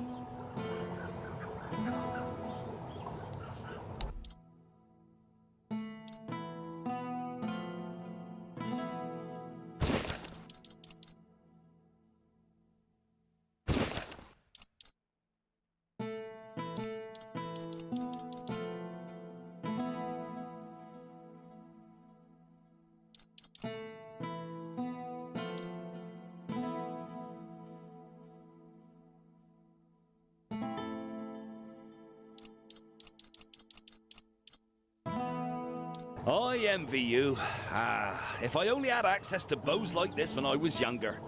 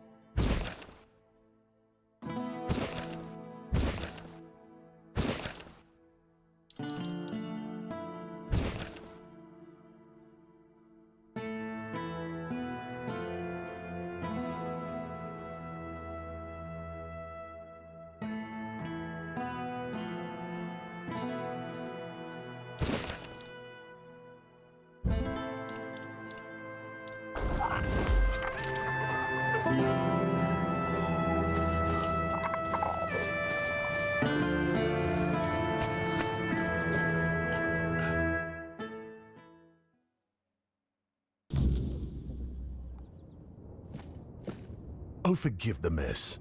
I didn't really have much choice about where to set up my things. Normally I'd be in a tavern, but, well, it looks like the tavern is closed until further notice. That means Varel's bookshop is the only place where I can read and work in peace. Oh, of course, my apologies. I'm Imran. My thoughts tend to drift far from the present.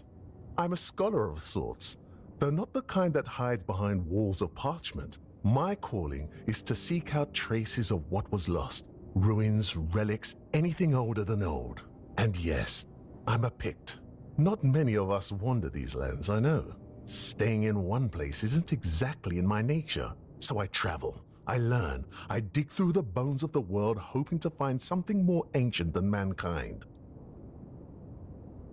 If you're asking out of politeness, let's just leave it at this.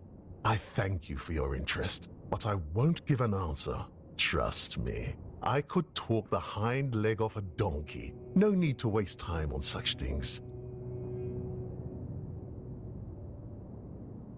Wow!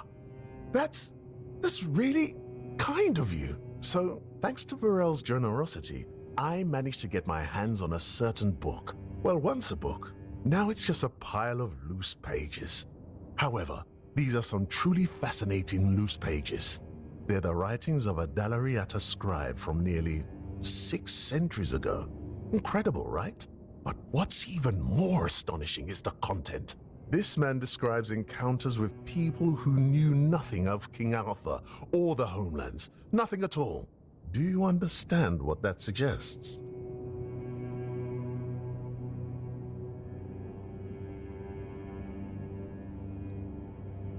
I'll tell you.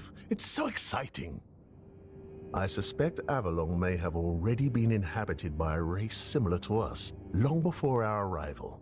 I've traveled across much of the island, and I've come across some mentions of the people of Farpoint, a place far in the northernmost reaches of Avalon. Few have ever ventured there.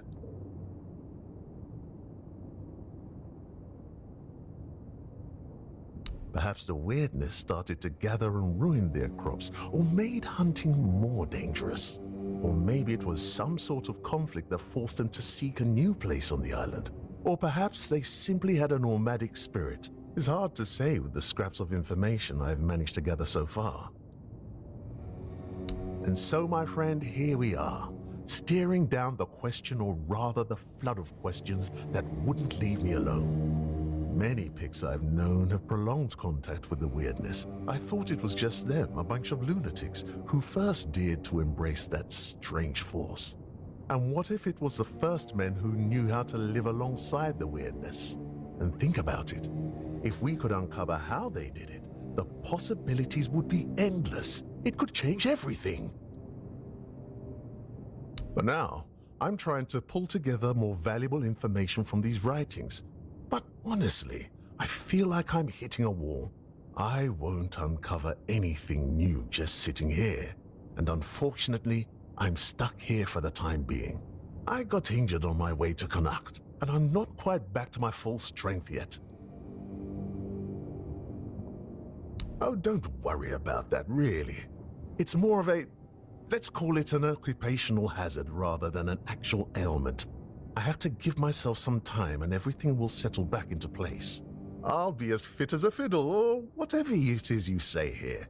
Yes, something like that. The Grotto of First Men. That tribal scribe detailed where it should be located. And I'm assuming you're asking for a reason, aren't you? I'd love to go there myself, but this is a matter of some importance to me. I don't want to wait for this one. So, if you're one of those bold souls who take such ventures, I'd be more than willing to entrust this task to you. Truly excellent. I'm deeply obliged, my friend. Here are the notes. They should guide you to the location. Return swiftly, and more importantly, safely. I'll eagerly be awaiting your return. The place seems to attract trouble. Not a good place, then. I'd run out of breath listing all the things that plague this place. And I haven't even been here that long. Of all the misfortunes these poor people are facing, I'd wager the men here is the gravest of them. The Red Death, troubling as it is, seems manageable, at least with the intervention of the priests. But the weirdness, shoot. If the men here goes out, these people will face a far greater peril than any sickness or human form of conflict.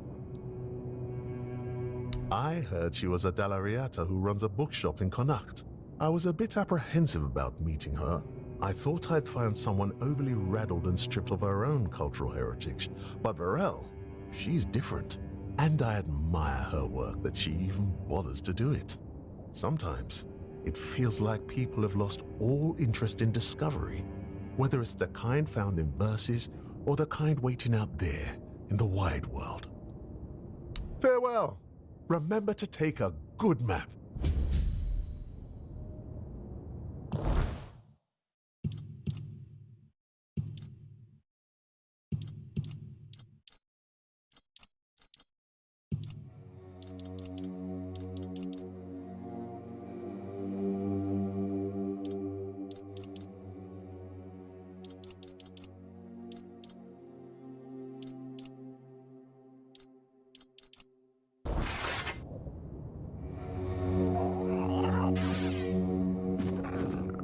Welcome to Varel's bookshop. No reading without buying. And if you're here for porn, kindly leave before you start.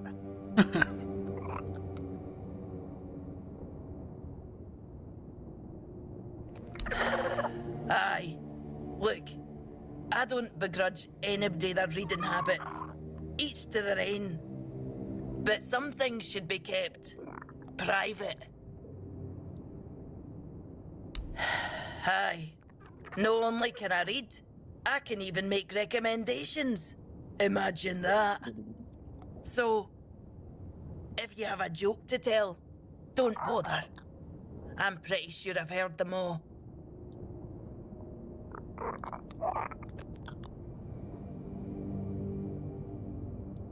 And then the shopkeeper says, "Huh, it must be raining." Told you, I know them all. Maybe one day, I'll even compile them into a collection and burn it.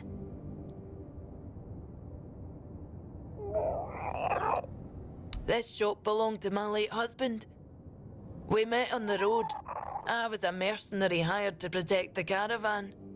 He was a fine older gentleman, fascinated with a Del Rita lass who shared his love for books. It was a lethal combination for my poor heart. We didn't get near enough years together, but we were happy. We didn't have much family left, and they couldn't care less about this place. so he left it all to me. Well, I can't just take the shop and hitch it to a cart, can I? Although I suppose that might be more or less what I need to do. I didn't hate living here, you know. It was fine when my husband was still alive. I even thought people were starting to warm up to me. And then he died, and the respect died with him. And then Camelot arrived. Everything just went downhill for there. Oh, expecting a weein'? Congratulations! Lucky you. I don't think I've seen a newborn in Cunicht for as long as I've lived here.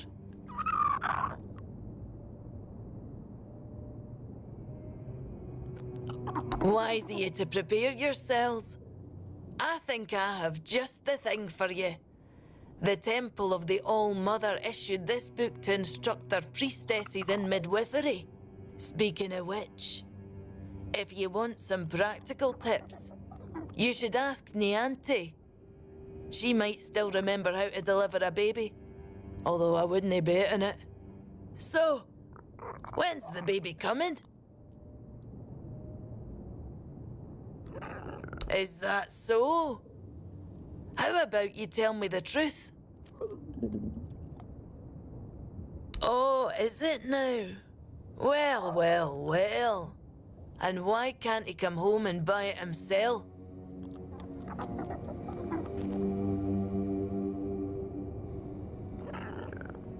Oh, that's precious. I chased him off because he couldn't take no for an answer. He came in and tried to seduce me. Told me he just loves to devour books. But he'd gladly do the same with me. Books, sure. Maybe for breakfast, to add variety to his military fare. When I told him I wasn't interested, he got all pissed off and called me an ugly, dumb savage. I only let him leave with his teeth intact to avoid proving him right. Tell you what, I'll sell you that book.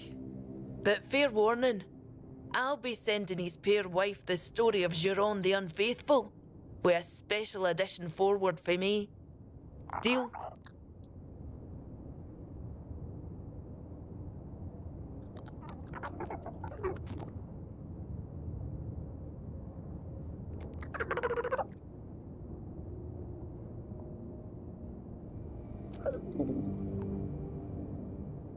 Ha! Pleasure doing business with you. I hope his wife won't go easy on him.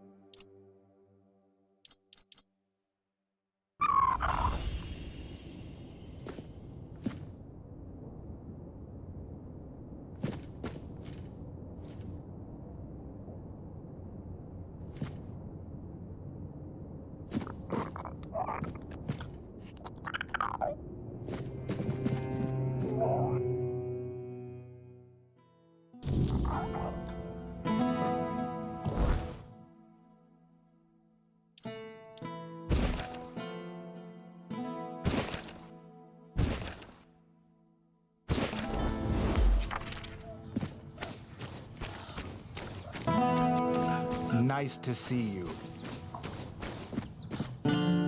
Yeah? Ah, yes. Yes, now I remember. I remember it all. On the 14th day of the month of Oak, a procession dressed in red passed through. They dragged people from their homes. Eventually they came for us as well. Me and my Brianna, our possessions. They took everything, took it all for themselves.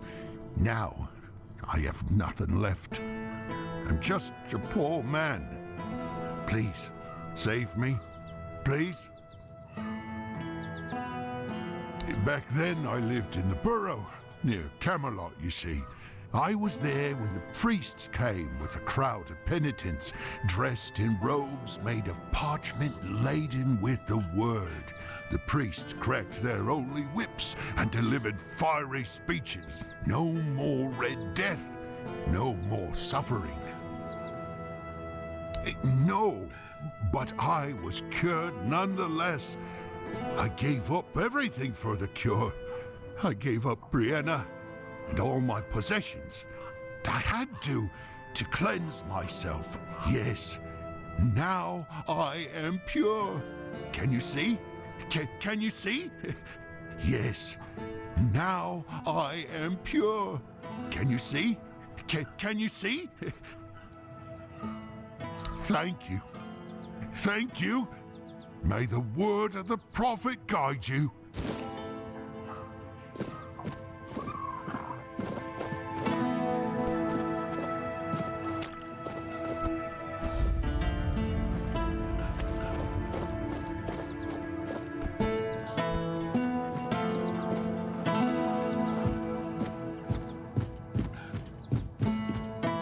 Oh, an adventurer. Great. Just the kind of person I need.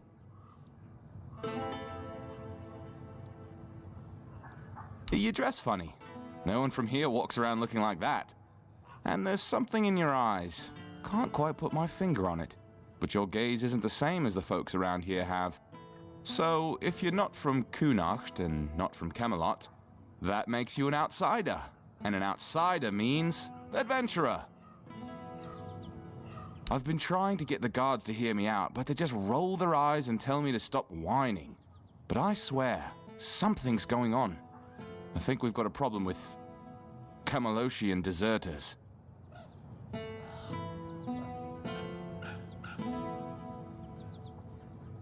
Deserters, I tell you. Roaming the area, sneaking into camps, stealing anything that isn't nailed down. Supplies, tools, maybe even weapons. And do you think anyone cares? Of course not. You seem to.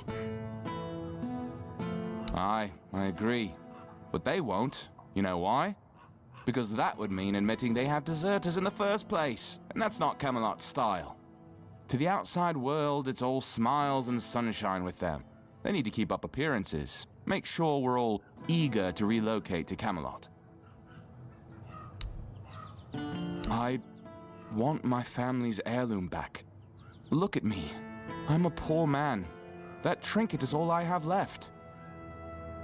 It's not even that valuable, to be honest. I just like to look at it and remember my family. How great they were. I'm the last one left. Please. I heard some of the guards gossiping about a camp nearby. I'd start there if I were a brave adventurer and all. Just be careful out there.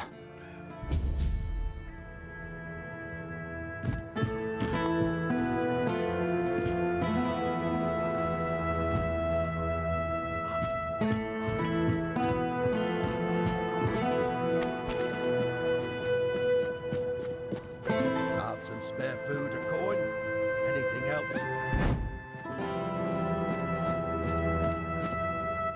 Hi. Have you had a chance to drop by the bookshop yet?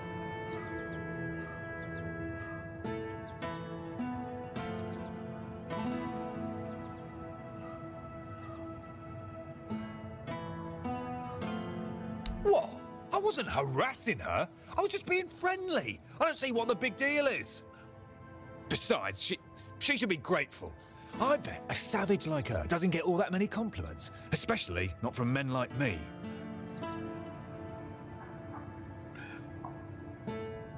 Why would I tell him?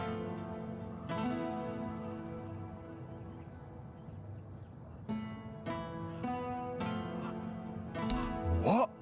That bitch! I'll teach her what happens to people who try to get smart with me. You mark my words. Thank you for the warning. I'll have to write a letter to my wife. She'll forgive and forget, I'm sure of it. Here's your money and a little extra. You've done a good deed. I am very confused. But the book was still sent to the wife?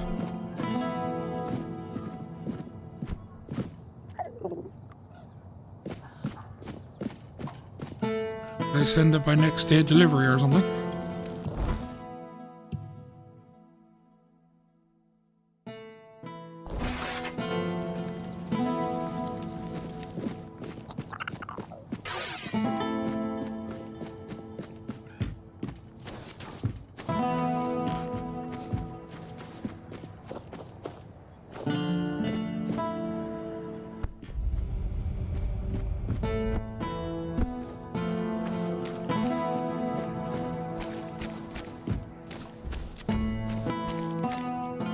Open up, Fergus. We know you're in there. Get lost! You've taken everything from me. I won't give you anything else. Stop whining and open up. We've got to talk.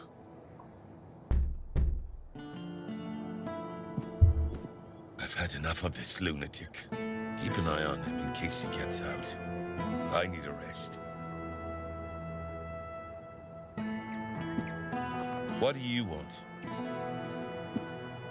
Then go be curious somewhere else. We have our orders. Open up, Furkit! Not a chance! No, you could not, because it isn't your job. But if you really must know, yesterday one of our warehouses caught fire because of one of Furkit's inventions. Denham ordered us to investigate, but how are we supposed to do that if we can't question the suspect? Come on, Furkit! I don't have all day! Furkit! I don't care! Leave me alone!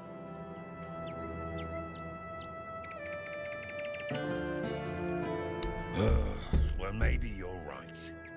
You're definitely not a Camelot soldier, that's for sure. All right, go ahead. We'll observe from a safe distance. Remember to ask him about his inventions, the dangerous ones in particular, and try to find out if he did it on purpose.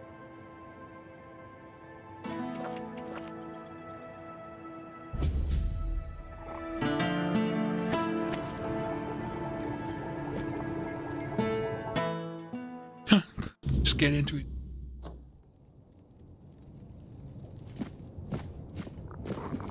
Who are you? Did Camelot send you? I'm not talking to those thieves. Get lost.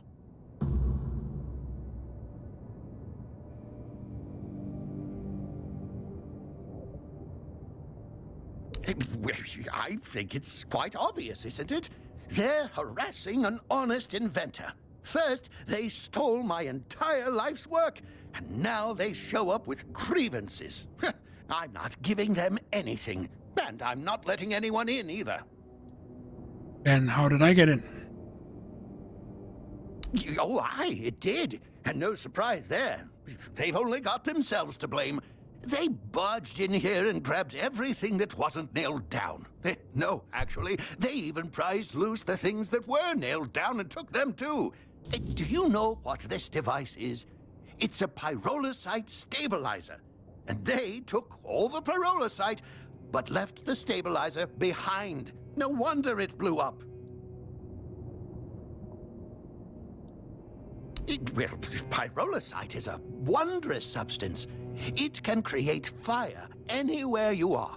All you need is a drop of pyrolusite, add a little spit, and there you have it. Oh, it also amplifies the power of weird fires. Isn't that marvelous? So, tell me, don't you think it's marvelous?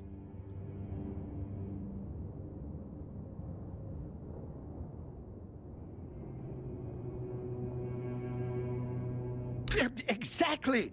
But all great inventions need painstaking preparation. It takes years of experimentation to make them safe for use. As you can see, my pyrolusite isn't stable yet. That's why the stabilizer is essential. Without it, it's still a dangerous substance.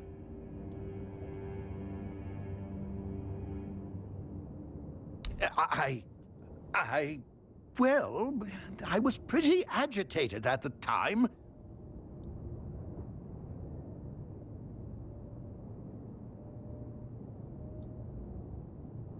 Exactly. It's their own fault. All I want to do is keep living my life and to keep creating. They should just return what they stole. Then they won't have to worry about their safety.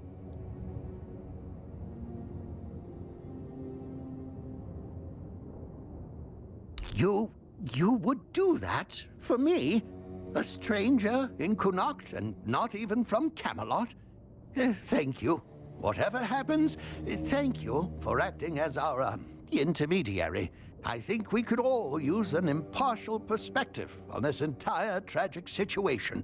Goodbye. It was nice talking to someone normal for once.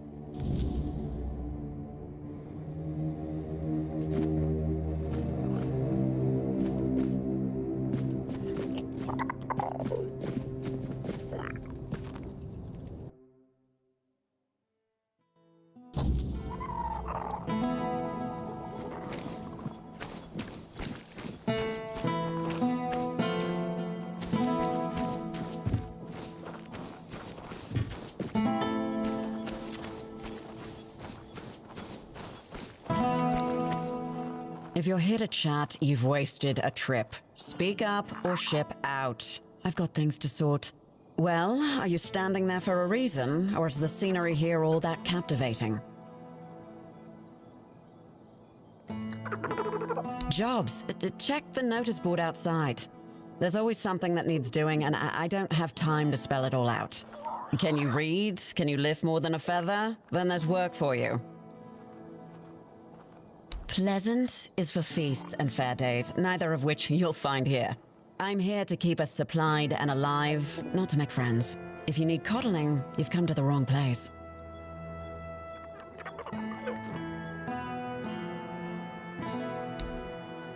I'm Shine, quartermaster of Camelot's Legion here in Connacht. My job is making sure this Legion doesn't fall apart from lack or neglect. A thankless job, let me assure you. Legate Denholm runs the show here, and I make sure his boots are on solid ground. He's got a head for strategy and a heart for politics. He dreams of dragging Connacht out of the muck and into Camelot's arms. I just keep the wheels greased, so his grand plans don't grind to a halt. My story? Huh, it's locked up tighter than our armory and just about as useful to you. Focus on what you need to do, not on digging up dirt.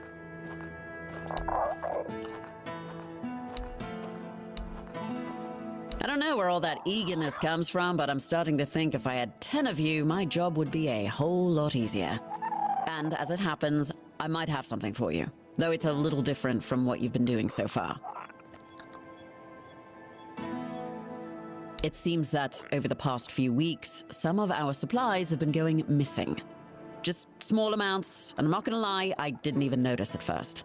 But when I checked the books at the end of the month, the numbers told the truth. Someone's been stealing the Legion supplies, and I won't stand for it. At first, it was mostly just food, so I figured it must be rats and set up some traps. But not only did the traps turn up empty, the next time I checked, a hammer, a saw, and a couple of knives were missing too. I don't know about you, but I've never heard of a rat that can chew through iron. Around here, we wouldn't be surprised. I thought I did. One of the lads, Percy, volunteered to guard the supplies. Seemed like a decent enough guy, but, well, I guess I was wrong. The next day, Percy was gone, and with him, even more of the supplies.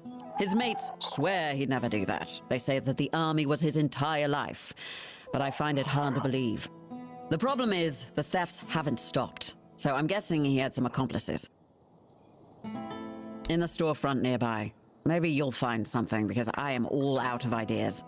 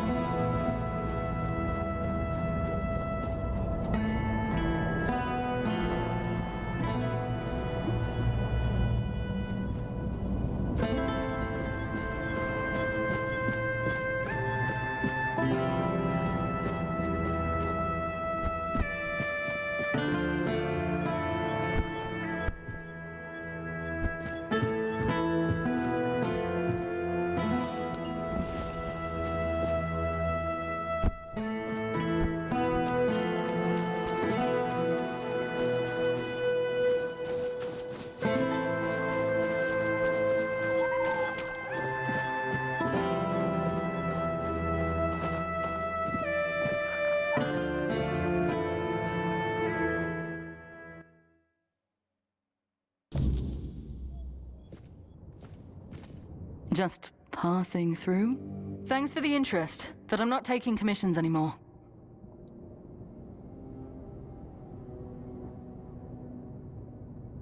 That's really how you want to spend your time?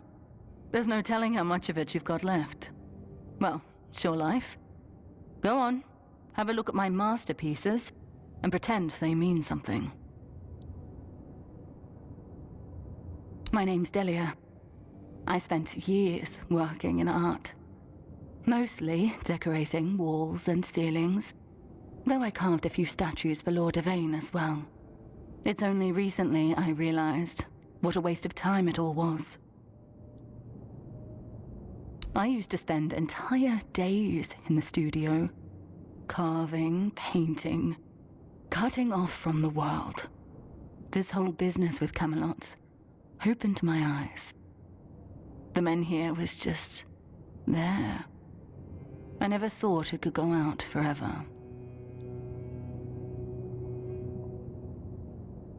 People have lived on Avalon for 600 years. How long have we got left before the weirdness swallows us whole? 5, maybe? How does art stop that? Has it ever protected anyone? Fed anyone? Driven the weird back? Or whatever crawled out of it? I want to do something. Help somehow. But what am I meant to say? Oh, your house is on fire. Don't panic. Come see me, I'll paint you a nice landscape.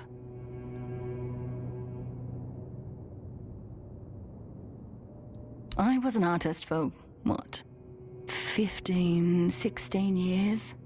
Believe me, most people just want a nice mosaic on the wall so their neighbors get jealous. At best, art lets you forget the world for a moment. But it's just that. A moment. Doesn't change anything.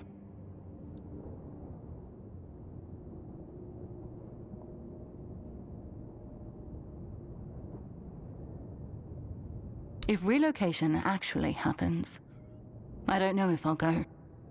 The capital will need workers and sharp minds to try and delay the end of the world. Can't say I'd be much use.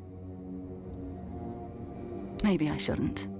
But lately, it doesn't feel like the world's ending. It feels like it already has.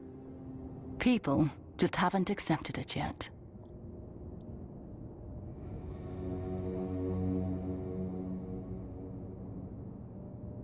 Did I? You bought a house in Kunart, even though everyone else is leaving. Well, I won't lecture you on investments. I wasted my own time quite But spectacularly. I didn't buy the house. As for helping you decorate, I have to decline. Sorry, I don't see the point, especially with the weirdness about to flood the town.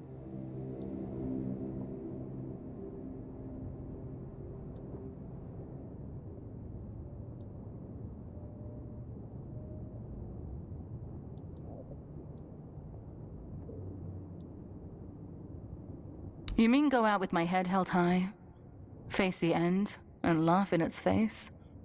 There's something seductively romantic in that vision.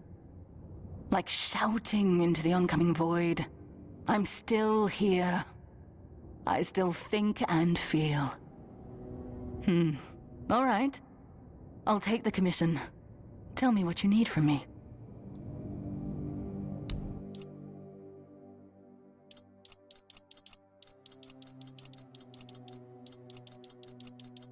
Wouldn't it be great if I actually owned the house?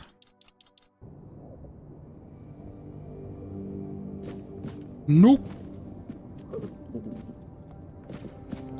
You must have a lot of time on your hands, coming back here. If you don't have any more questions...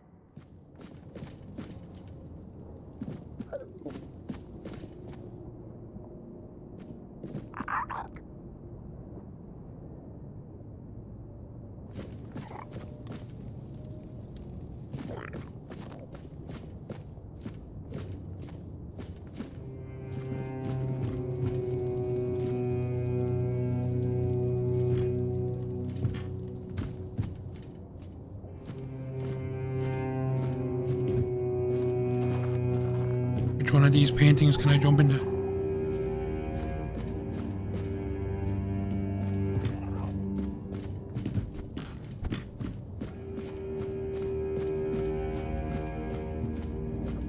Just passing through? Ram.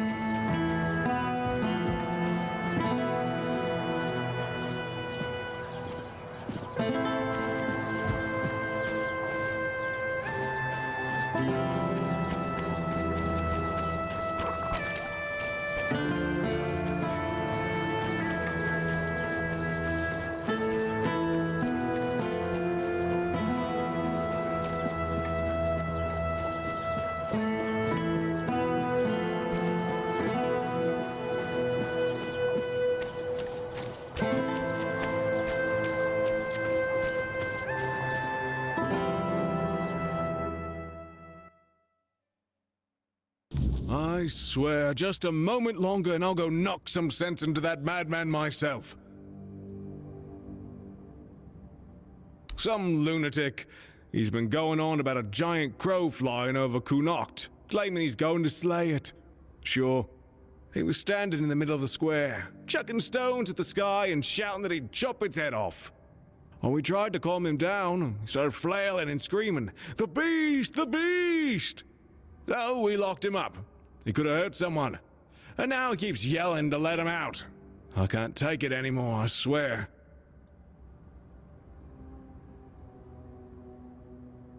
By the All-Mother, another madman.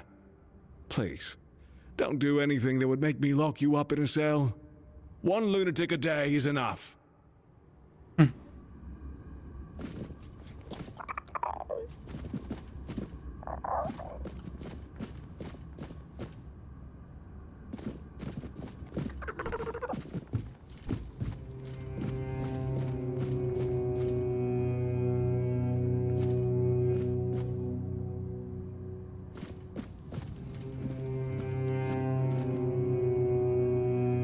Great heavens! It's you! Fate has brought us together once more, friend. What luck! 100-fold luck! Do you remember me? I'm Barak, the Cursed Knight. Well, not so cursed anymore, thanks to you.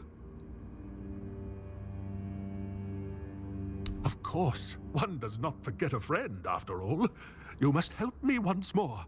These fools have locked me in a cell. They refuse to believe the beast is a danger to them. I just wanted to slay it, for I fear nothing anymore. A giant crow, harbinger of doom, a keeper of misfortune.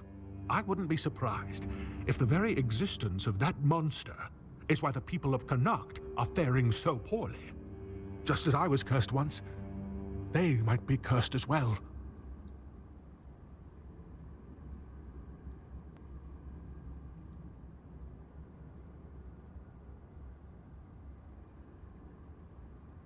Ha! So I wasn't wrong. I'm not insane. You know what I'm talking about. If they don't want to help, I won't interfere. Just help me get out of here. I'll leave Connacht and let those folks fend for themselves. Maybe it shouldn't bother me so much. I promise I'll behave. Maybe yelling in the square and throwing stones was a bit too much. After everything I've been through, I don't want to die in a cell.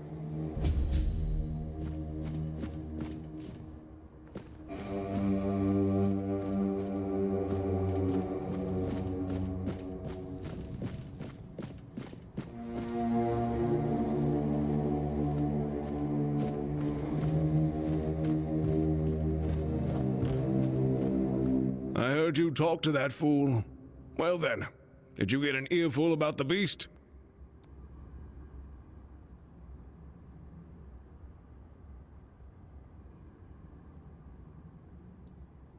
No. That's not how things work around here. You do something wrong, you pay a fine. And if you don't have the coin, you serve your time. That knight is a pauper. Not a single gold coin to his name. He has to serve his time. Well, yes, but I don't see why you'd want to do that. Besides, it's not exactly a small amount.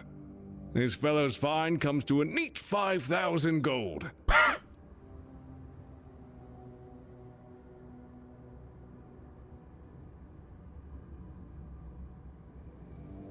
Yes, and beyond that, he endangered himself and others. He made loud threats directed at something undefined. He disturbed public order. Do I really need to go on? Pay or don't? This isn't a market. There's no bargaining here. No. Well, maybe. I could use a stiff drink. Moonshine, whiskey, gin. My throat's dry as a bone, and I'd kill for a proper meal. Those Camelot folks dress me up in their fancy uniform, but they won't even give me a soldier's ration, damn it. Get me a hearty feast and a good drink, and I'll consider the fine paid. Well, not just any meal. I want you to prepare Camelot's delicacy for me. Do you know the last time I had a proper dinner? Exactly. You know what to do. Unless you'd rather pay the fine, be my guest.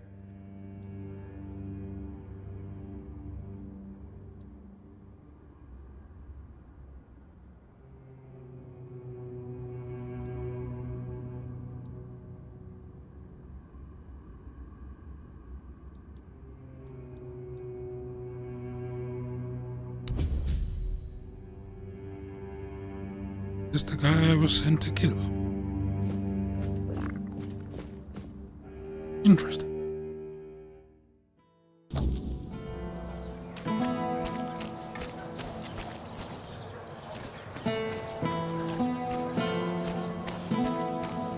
Thought I'd be alone today. Wilkin? Wilkin! Oh, damn it, Wilkin! Is that you? Oh! I'm sorry, I didn't see you there. Say, have you seen a pig running around? You mean the one just to the left of me? Well, yes, what of it? Lots of people give their animals names. Some have a cow named Bessie. I have a pig named Wilkin.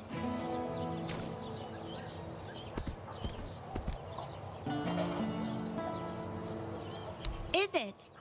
Well, perhaps I'm just more creative. So what? Butcher them?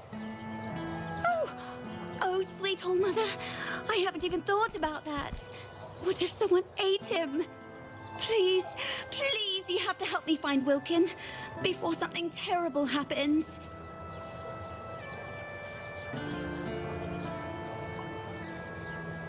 Well, the thing is, Wilkin's not really a pig. He's my lover. Well, he's a pig now, but he used to be a man. He was one of Camelot's soldiers.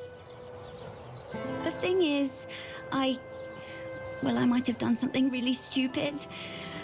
Look, I just wanted him to be happy with me. I know he's not the type to settle down, but I just wanted him to understand that he doesn't need all these other girls when he has me.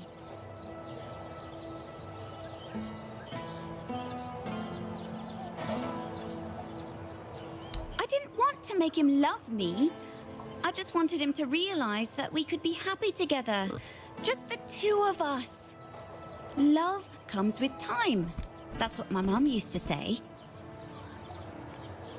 I went to see a witch that lives outside Connacht. See? Here. I'll show you on the map. They say that if you really, really want something, she'll appear and grant your wish. To be fair, I thought it was just an old wives' tale. I mean, nobody can live that long. Not even a witch. But I decided to see for myself, and there she was. She gave me a potion. She told me to add it to my beloved's meal, and that would be it. He'd be right by my side, as happy as a pig in mud, just as I wanted.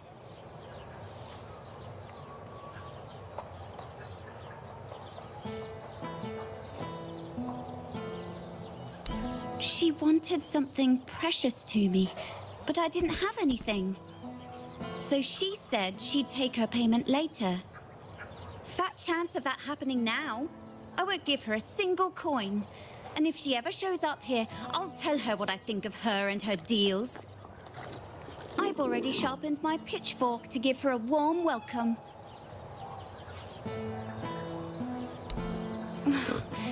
That's the thing.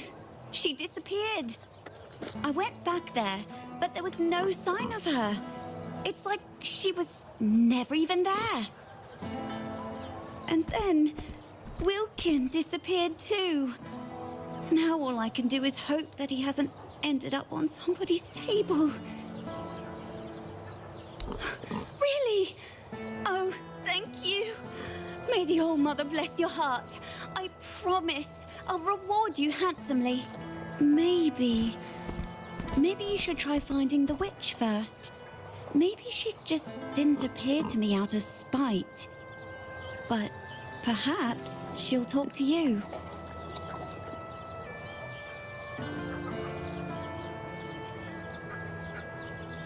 Oh, that's for sure. Thank you. I'll stay here in case Wilkin comes back. Oh, goodness, I just hope it's not too late. Wilkin, is that you?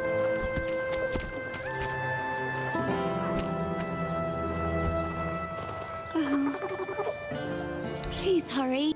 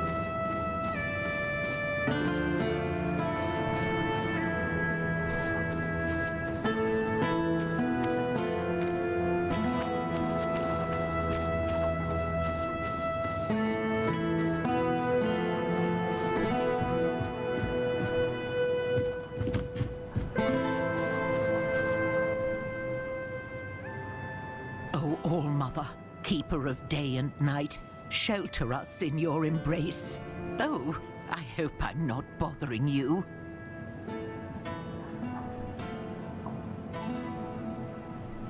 My family. My daughter, her husband, and my grandson, we all used to live in this house together. Now, I don't even know whether they're still inside.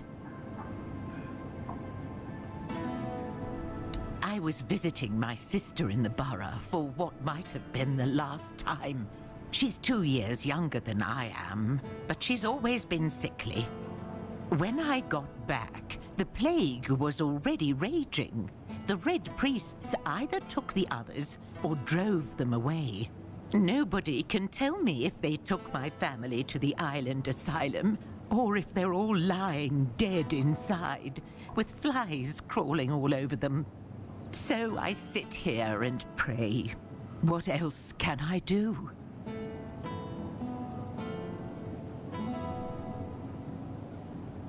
Thank you. If you ever pray to the All-Mother, please keep us in your thoughts too.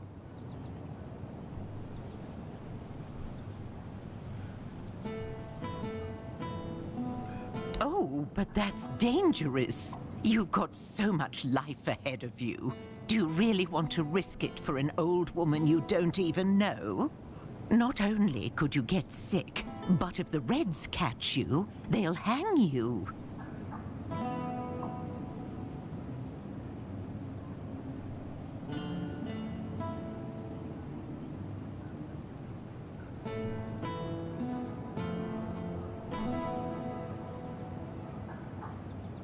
Really? The All-Mother must have truly blessed you. All right. Thank you. Just be careful that the Red Priests don't catch you. Let's hope I can't spread it afterwards.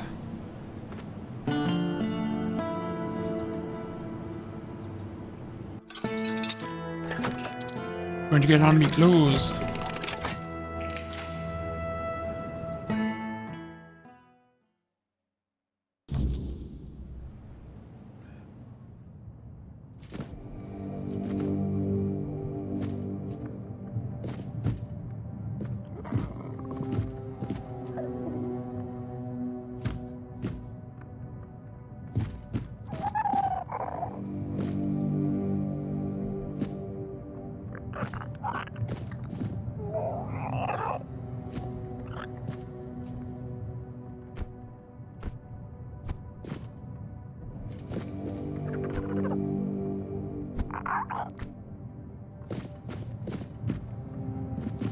Unless there's a secret funnel in here, so they've been burnt. How didn't the whole place catch on?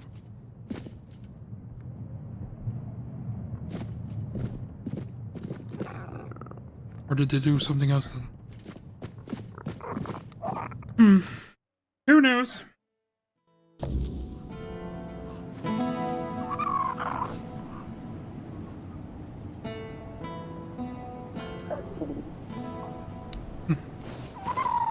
Must be something in here then.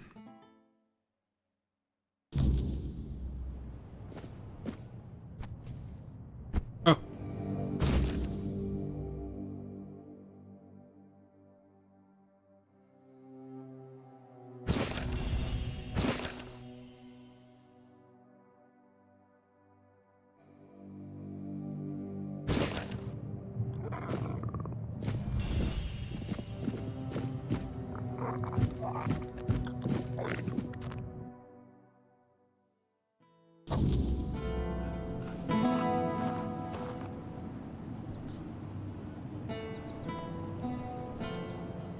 Thank you.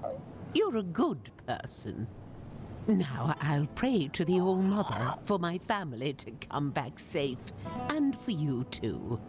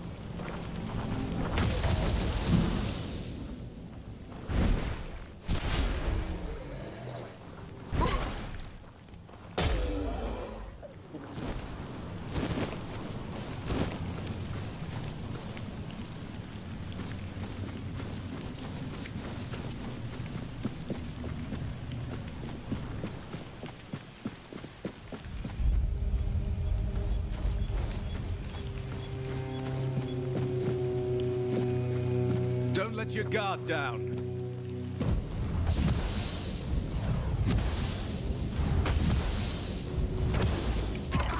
Such a cheap shot!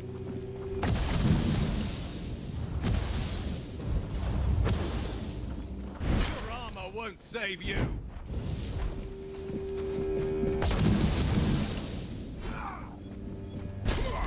You'll fall to my sword!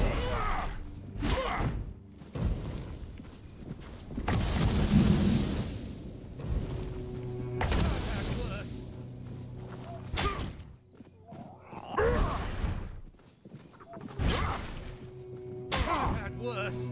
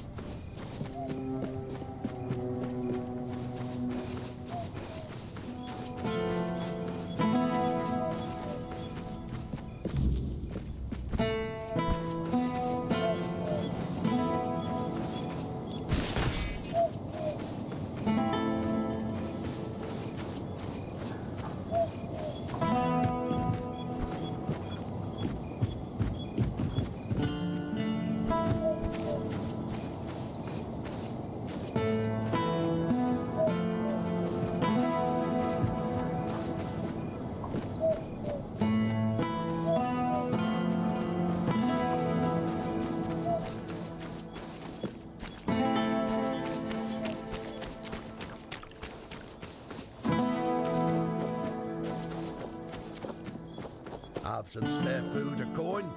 Anything else?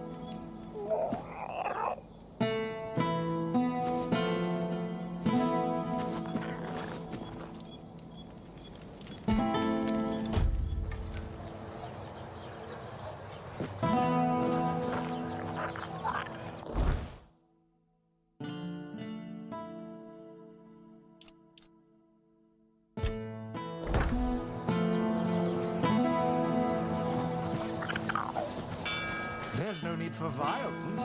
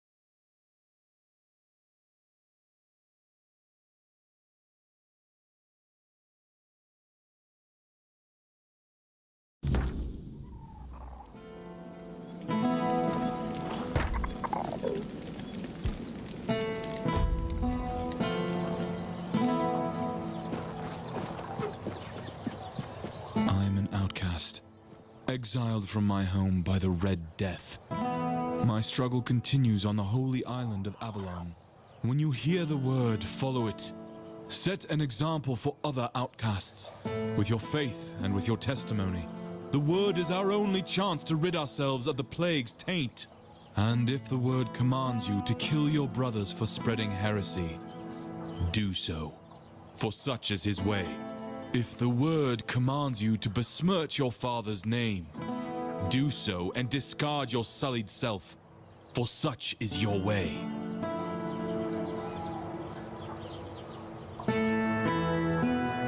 Was he talking to me?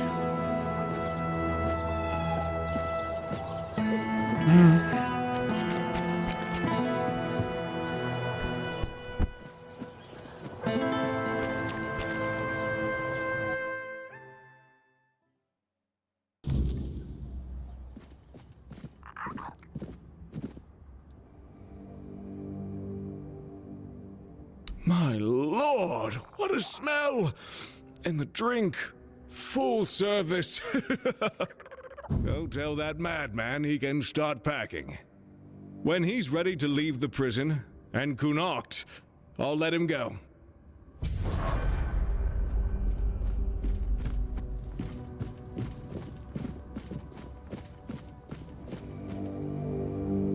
You can't imagine how my heart rejoices that you didn't leave me here. So? Of course. If they want to face the beast on their own, that's none of my concern. I wonder where I'll go. I've heard there are beasts lurking around the Forlorn Swords. I should head there. One less beast means at least one human life saved. I fear nothing anymore. I can do it. Thank you again, my friend. Farewell.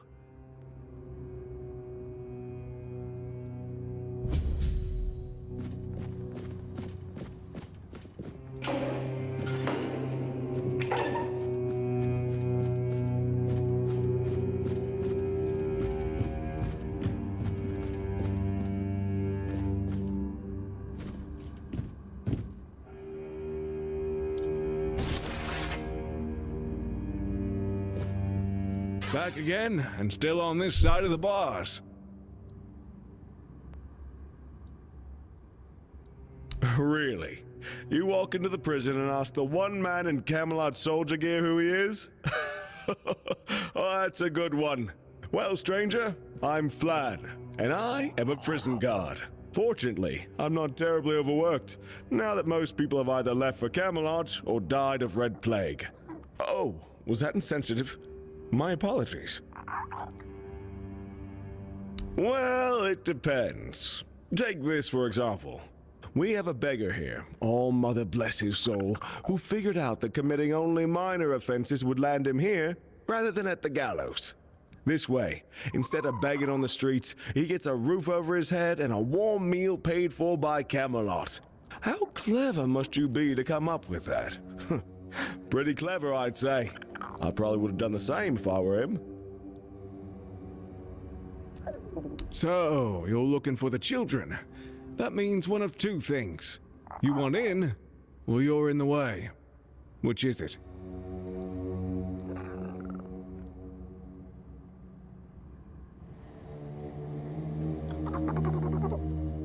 See, that's the wrong answer. If you knew the words, you wouldn't need to ask. Means someone's feeding them to you, using you to clear the board. And that ends with your death.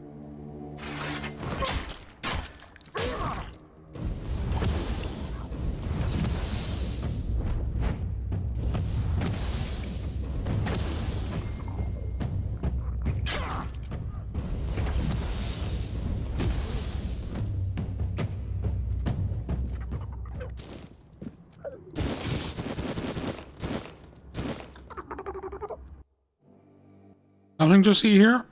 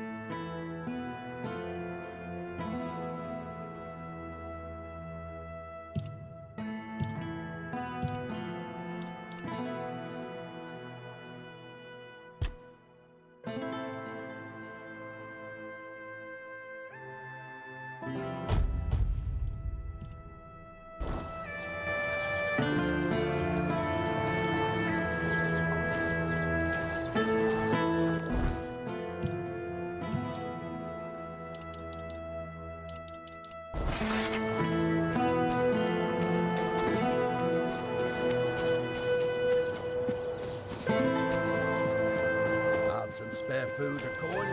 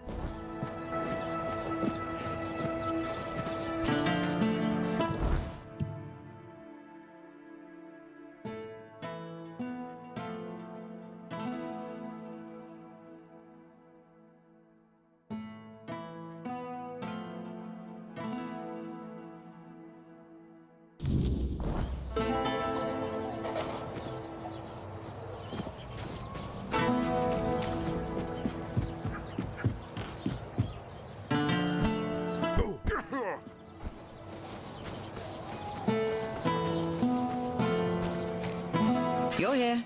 Speak your piece or let me work.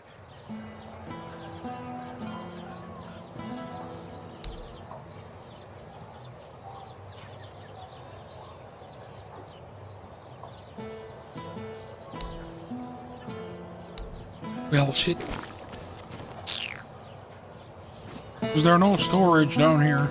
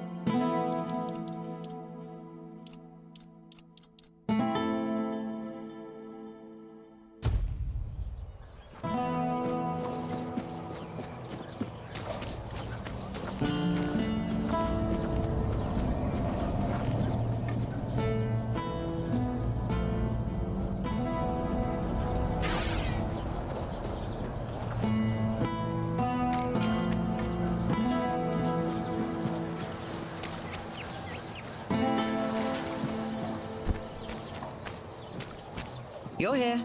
Speak your piece or let me work.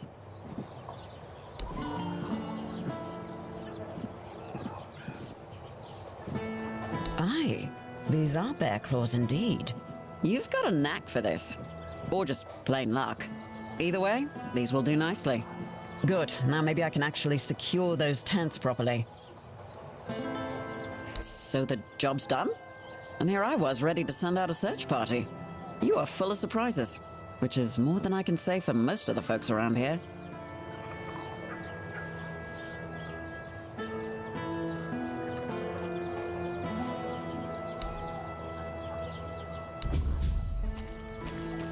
It's nice that they actually told me how many I needed of each. Or am I blind?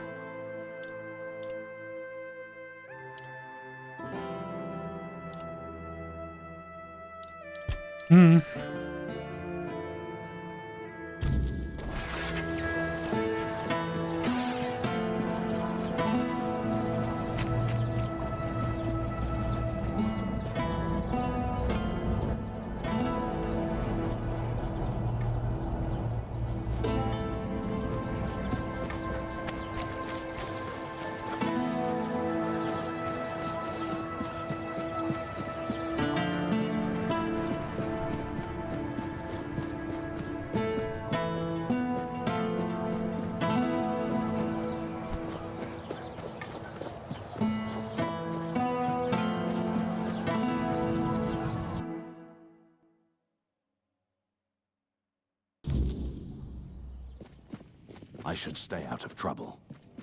I wasn't expecting company. I know. I already asked Anselm to tell her to wait. But Morag's a stubborn one. Honestly, what does she expect me to do? I'm not about to argue the legate over one inn. Not when there are far more pressing matters at hand. I don't doubt that. But Kunart is in a precarious position. I wouldn't be surprised if Denholm shuts the inn down out of fear of rebellion. And I'm hardly in a position to challenge his decision. We all have to endure these inconveniences a little longer.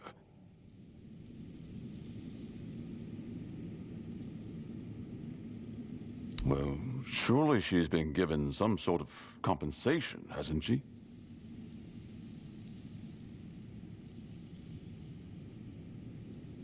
Oh, that is unfortunate. I can see why she's upset. Very well.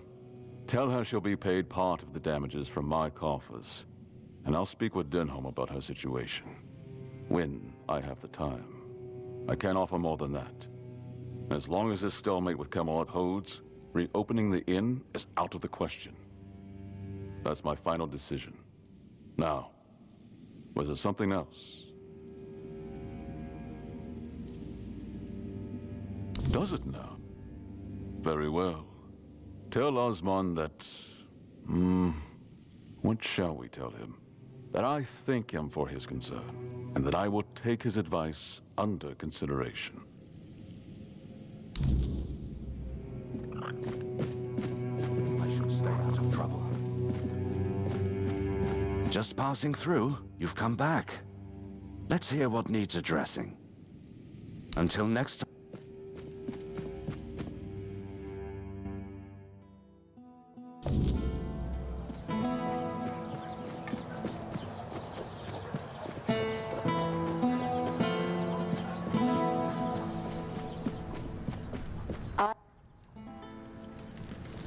And? What did he say? But the inn stays closed? Figures. So now instead of standing around here, I'll be stuck at home, hoping those thugs from Camelot will graciously pay what they owe me. I'd say it's better than nothing, but honestly, it's barely that. Eh? Should have known better than to count on that good-for-nothing lordling. Thank you, stranger. I'm glad at least someone here still cares about the common folk. I've worked there since I was strong enough to lift a tankard full of ale. It's been in my family for 4 generations. I'd hoped to leave it to one of my sons, but Camelot took them too. And all I can do now is pray they come back safe. Eh? Too bad you'll never taste my ale, best in the land, and I don't say that lightly. It wouldn't be the same. The secret to good ale isn't just the recipe, it's the ingredients. It needs Connacht water, Connacht soil. Without that, it's just the same slop they sell everywhere else.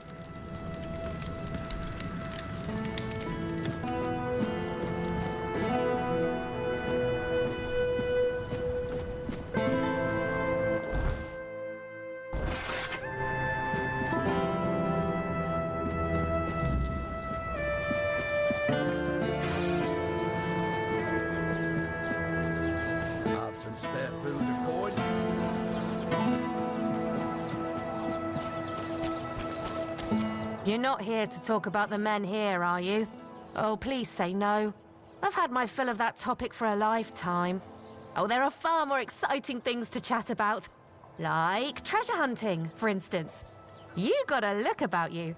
I bet you've been to some dangerous places, haven't you? I'm Bonksy, by the way. I'm an adventurer myself.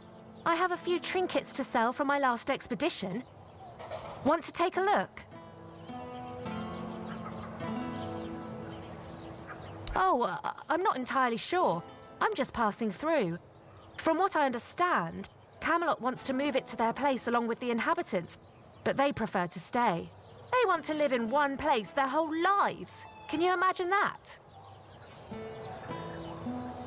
Oh, all different kinds. Like the ones where you crawl through damp caves or cold tombs, dodge traps, and hope whatever's growling in the dark isn't hungry.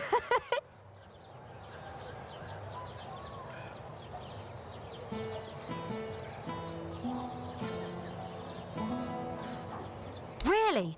Oh, then you know exactly what I'm talking about. Oh, maybe I am. But I managed just fine. And I wouldn't trade this life for anything else. If I had to stay in one place, I'd die of boredom. Oh, I just take old, forgotten trinkets. They're no use for the dead anyway. It's not robbery if nobody's around to miss them.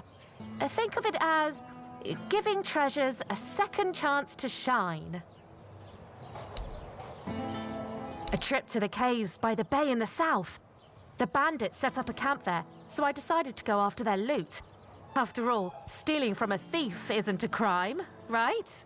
They were drunk, so I thought I could sneak in and grab the treasure without any trouble.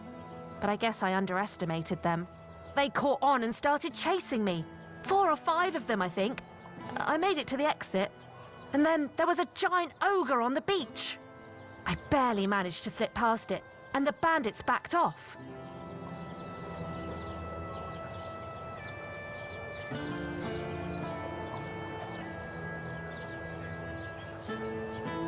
You bet. Well, crazy stories like that keep happening to me all the time. I usually barely manage to escape with my life. And I owe all my luck to my magical hairpin. I picked it up from a delightful wandering merchant who goes by the name Malachi. He said the hairpin was blessed by the Lady of the Lake herself. Isn't he? Always with that cheeky grin and a tale to tell. Slowly but surely. In Connacht, fewer people than I expected are looking for artifacts, potion ingredients, or adventuring gear, so I'm counting on travelers. Like you. You must be interested in unique enchanted items, right? Oh, of course you are. I've got something, well, peculiar. But it comes with a fascinating story. It's a piece of armor I found on one of my expeditions. A beautiful, knightly breastplate with just one tiny flaw. It screams in pain when it's struck. It's kind of funny, but I'm afraid not many people have the sense of humor to wear it. I'll let it go for a mere 200 coins.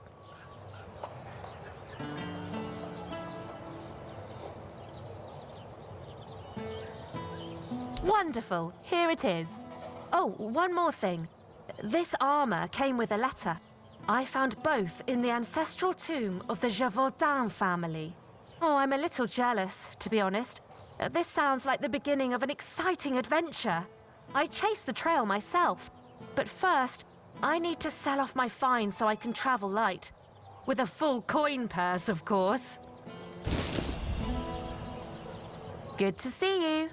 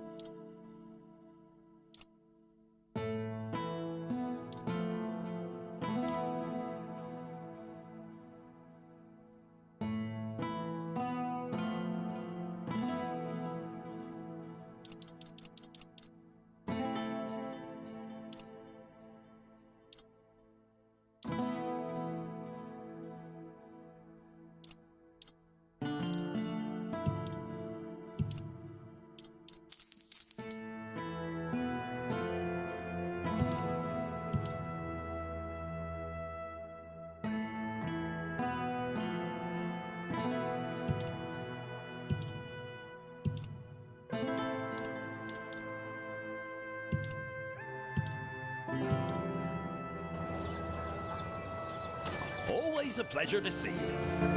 Hello, coming back to me, I see. You must have excellent taste. Oh, how did it go? Did he read it? What did he say?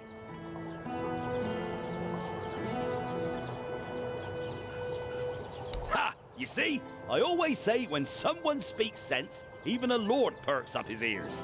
Good work. Here's the payment I promised.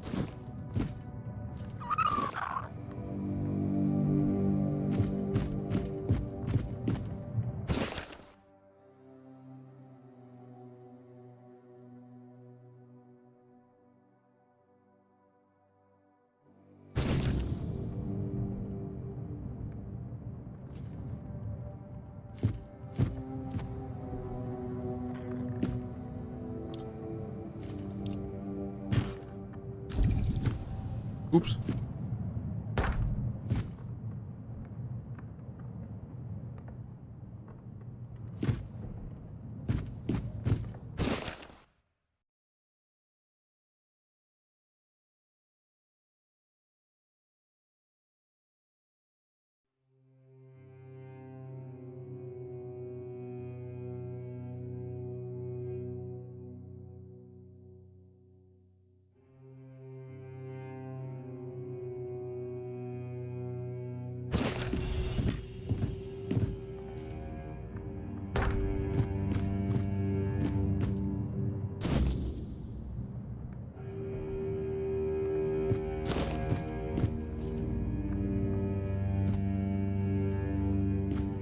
Bear isn't infected.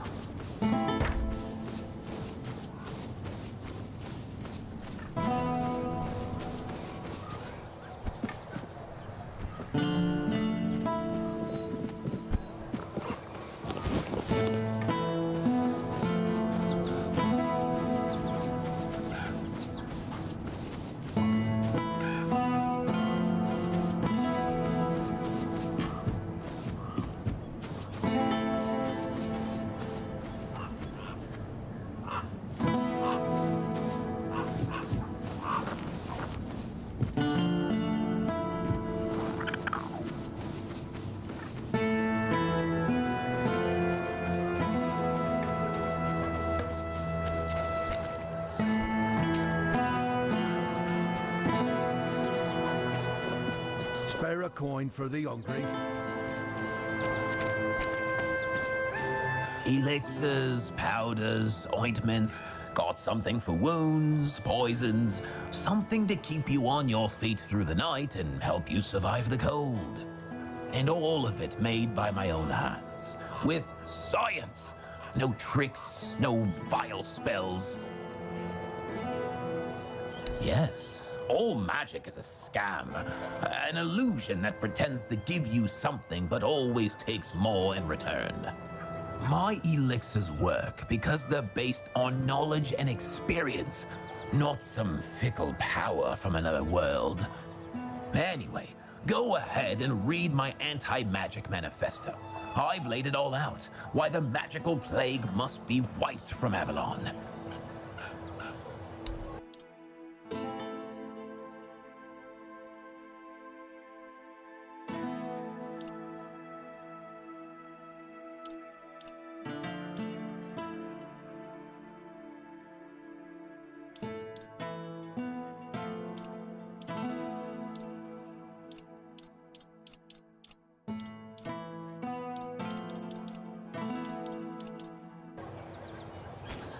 Always a pleasure to see you.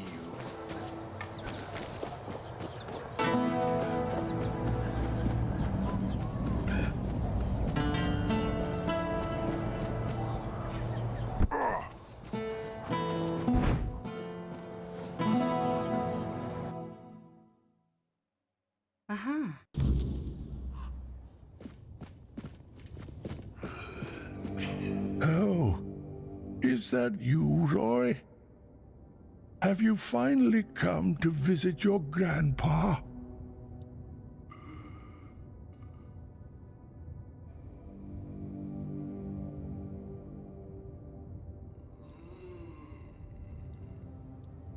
I won't listen to this drivel. One more lie, and you'll all regret it.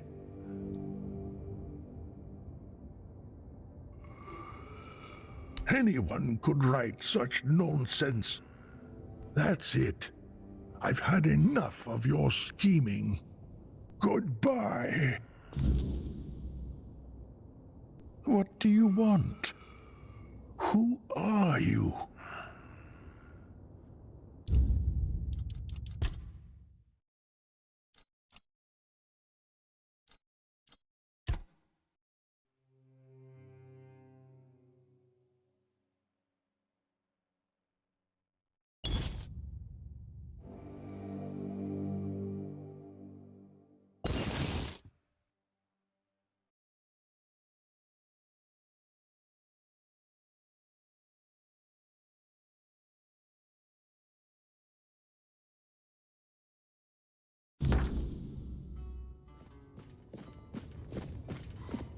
Oh, is that what took you so long? Did you lose that toy of yours again? I remember you wouldn't go anywhere without it. But I see you're all grown up now, so it's probably long gone. Oh, good. That's good. You remembered to always have it with you. Do you remember why you got this plushie?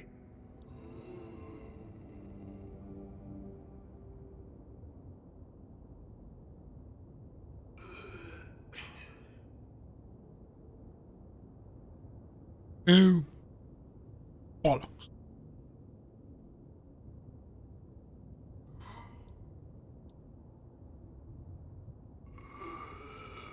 Aye, don't forget about him.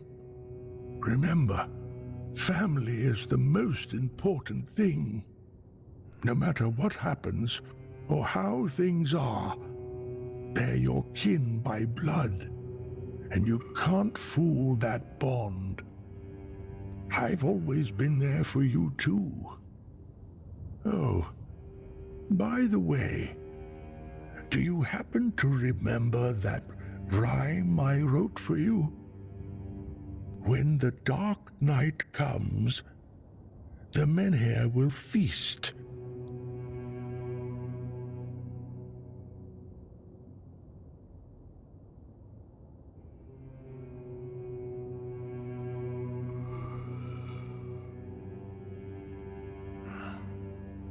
All right.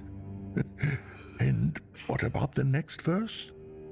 But if a wicked foe dares cross our floor,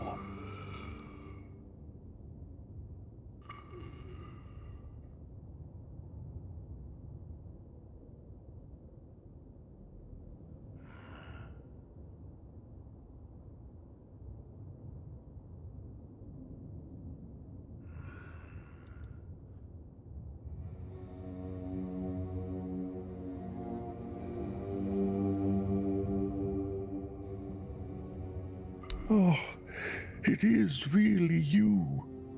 On the All-Mother, you have grown. How much time must have passed? Something must be really messed up in my head. Tell me, dear Roy, will you take me home now?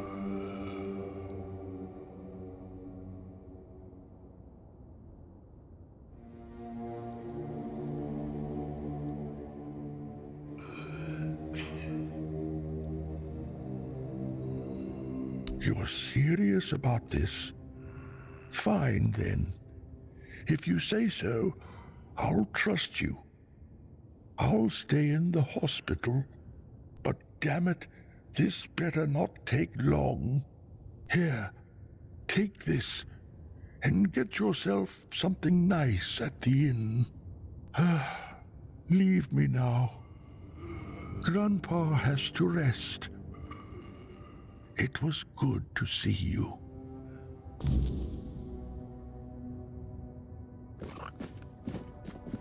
Nice to see you.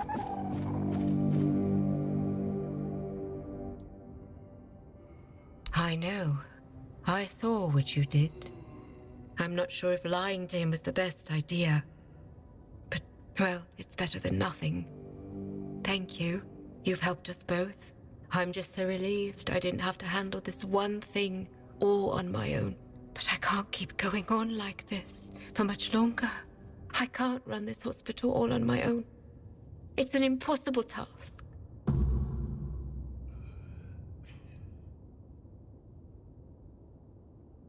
Someone with money, preferably. I won't lie. I've thought about it already. More than once. Someone who can supply us with ingredients. Maybe an alchemist. To make the medicines. At one point, I even considered asking the Red Priests for help. But Neonte would have my head. Then I thought about Orwin and the Merchants' Union. But I can't abandon the patients. Just to have a long discussion about the business prospects of a failing hospital.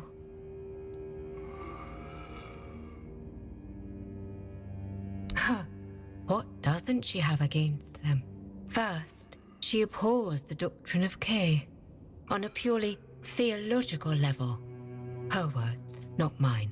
And then it's all about politics. She says the influence of the Red Church is undermining the position of the All-Mother on Avalon. I don't know. Maybe people just turn to whoever is willing to help. If the priestesses aren't enough, someone has to step in. I know. That's why I'm hesitant. But some of them are also quite innovative. No one can deny that their research into the Red Death has led to real progress in medicine. I suppose if I were ever to run a hospital with one, I'd have to make sure they don't get too ambitious. You'd do that? For me? Why? I just told you the hospital has no money. I can't pay you for your efforts.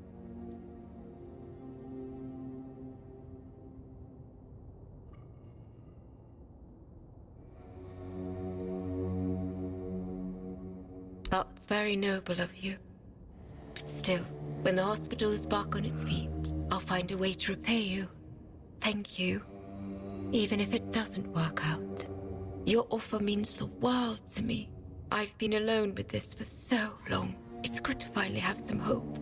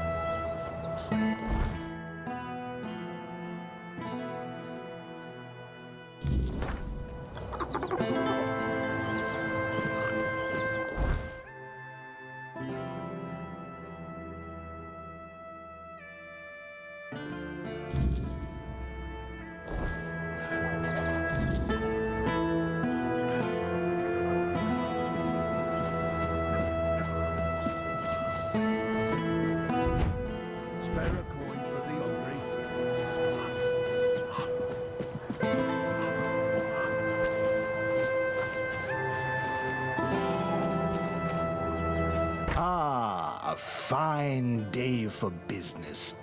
And perhaps for bargains, too. She is.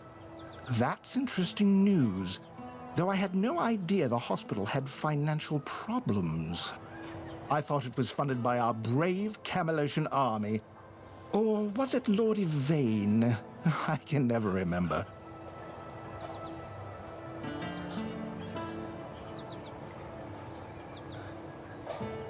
Who in turn dumped the entire responsibility onto her poor apprentice. Oh, you That did know sounds that? like a complete disaster of mismanagement. Still, with a bit of restructuring, it might not be entirely hopeless. That said, a hospital doesn't exactly strike me as a lucrative venture, and I'm not in business for charity.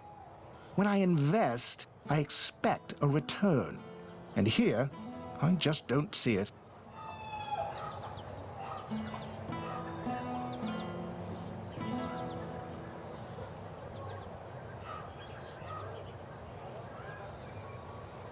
Maybe not.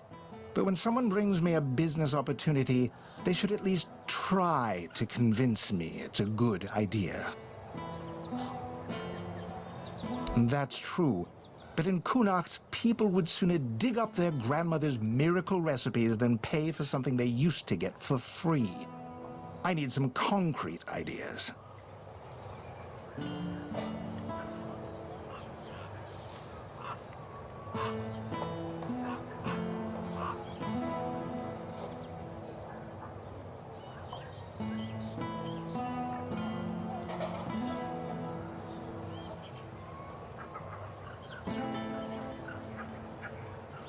I'm not sure I'd want to make an enemy of the legate. It's not a bad idea, but it does feel a bit risky.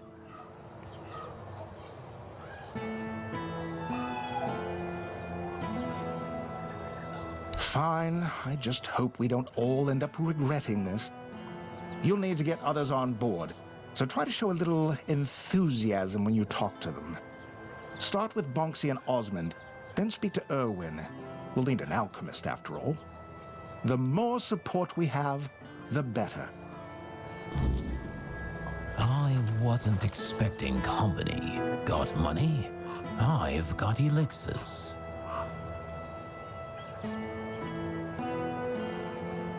And I assume you're here to hand me an invitation?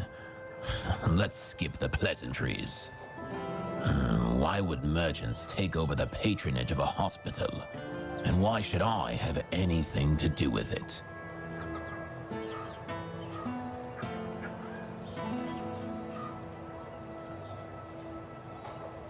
Touching, but I'll have to disappoint you. I couldn't care less. The people of Connacht have always had a knack for entrusting their lives to magical scarecrows, like that men here looming over us. As you can see, wisdom isn't their strong suit. If you don't have a better argument, we might as well end this conversation now.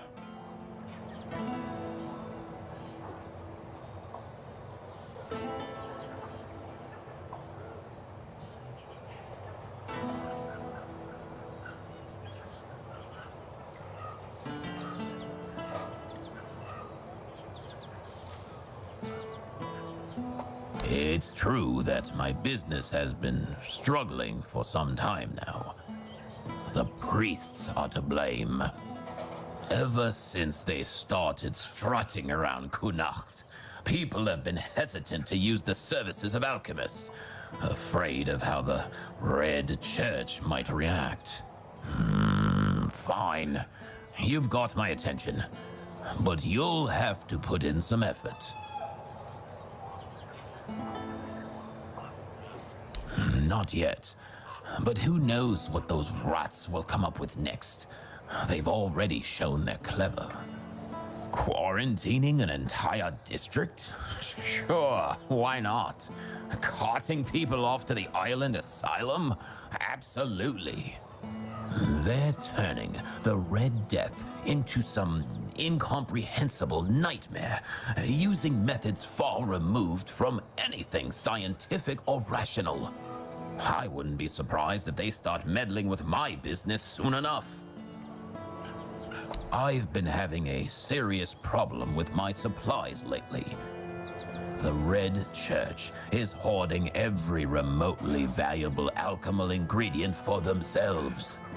Here's a list of items I particularly need. Come back when you have everything. Then I'll join this union, whatever that turns out to be. Now off with you. You've got plenty of work ahead.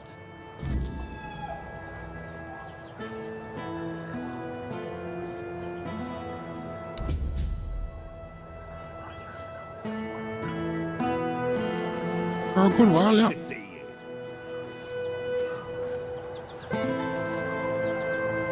Hello. Coming back to me, I see. You must have excellent taste. Ha!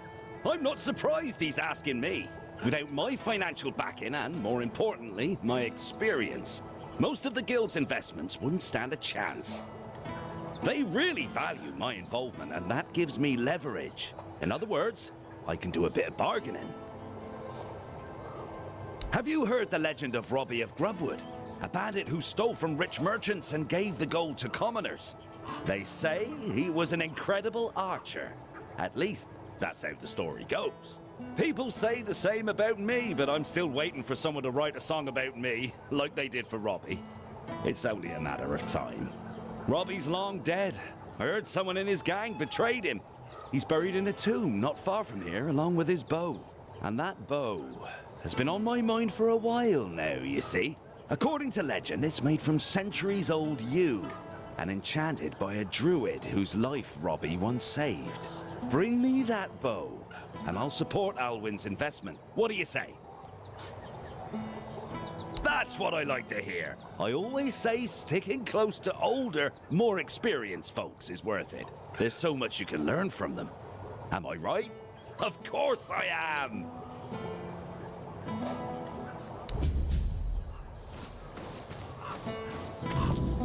Good to see you. I don't know. I got an offer to supply ingredients for healing potions. But honestly, that doesn't sound very exciting. My adventures are more about leaping over chasms and escaping collapsing ruins than gathering wildflowers. Maybe so, but it's still not worth spending as much time on it as Alwyn wants.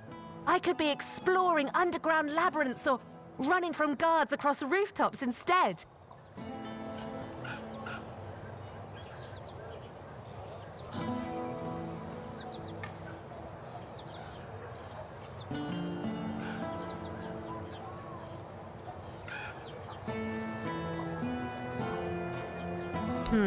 You know what? You're right. That could work. But I can't go anywhere until I sell off all my wares. How about it? Want to take the lot? I'll give you a big discount. Yes? Did you manage to scrape together the money? Oh, I hope so. I'm starting to feel like I'm rooted to this spot.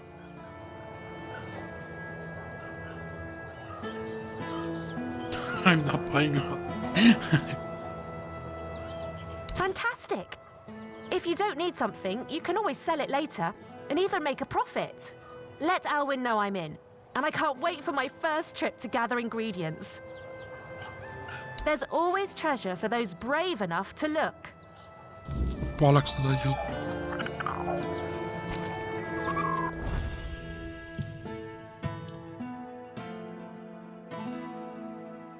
Yeah, I already had the screaming arrow.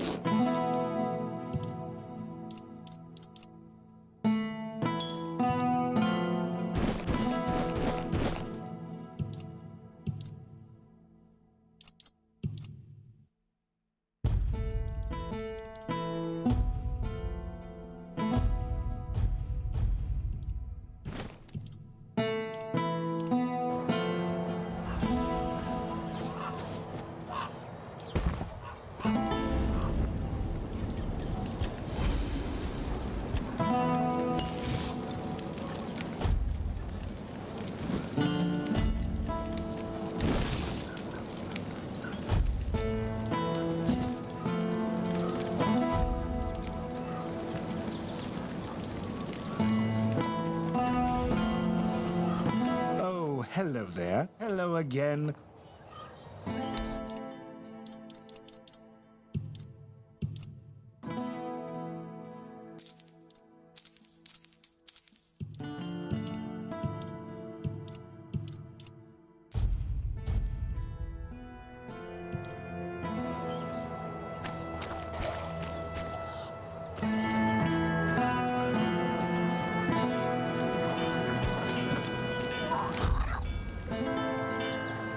Right, I'm gonna end it here. Thanks for watching.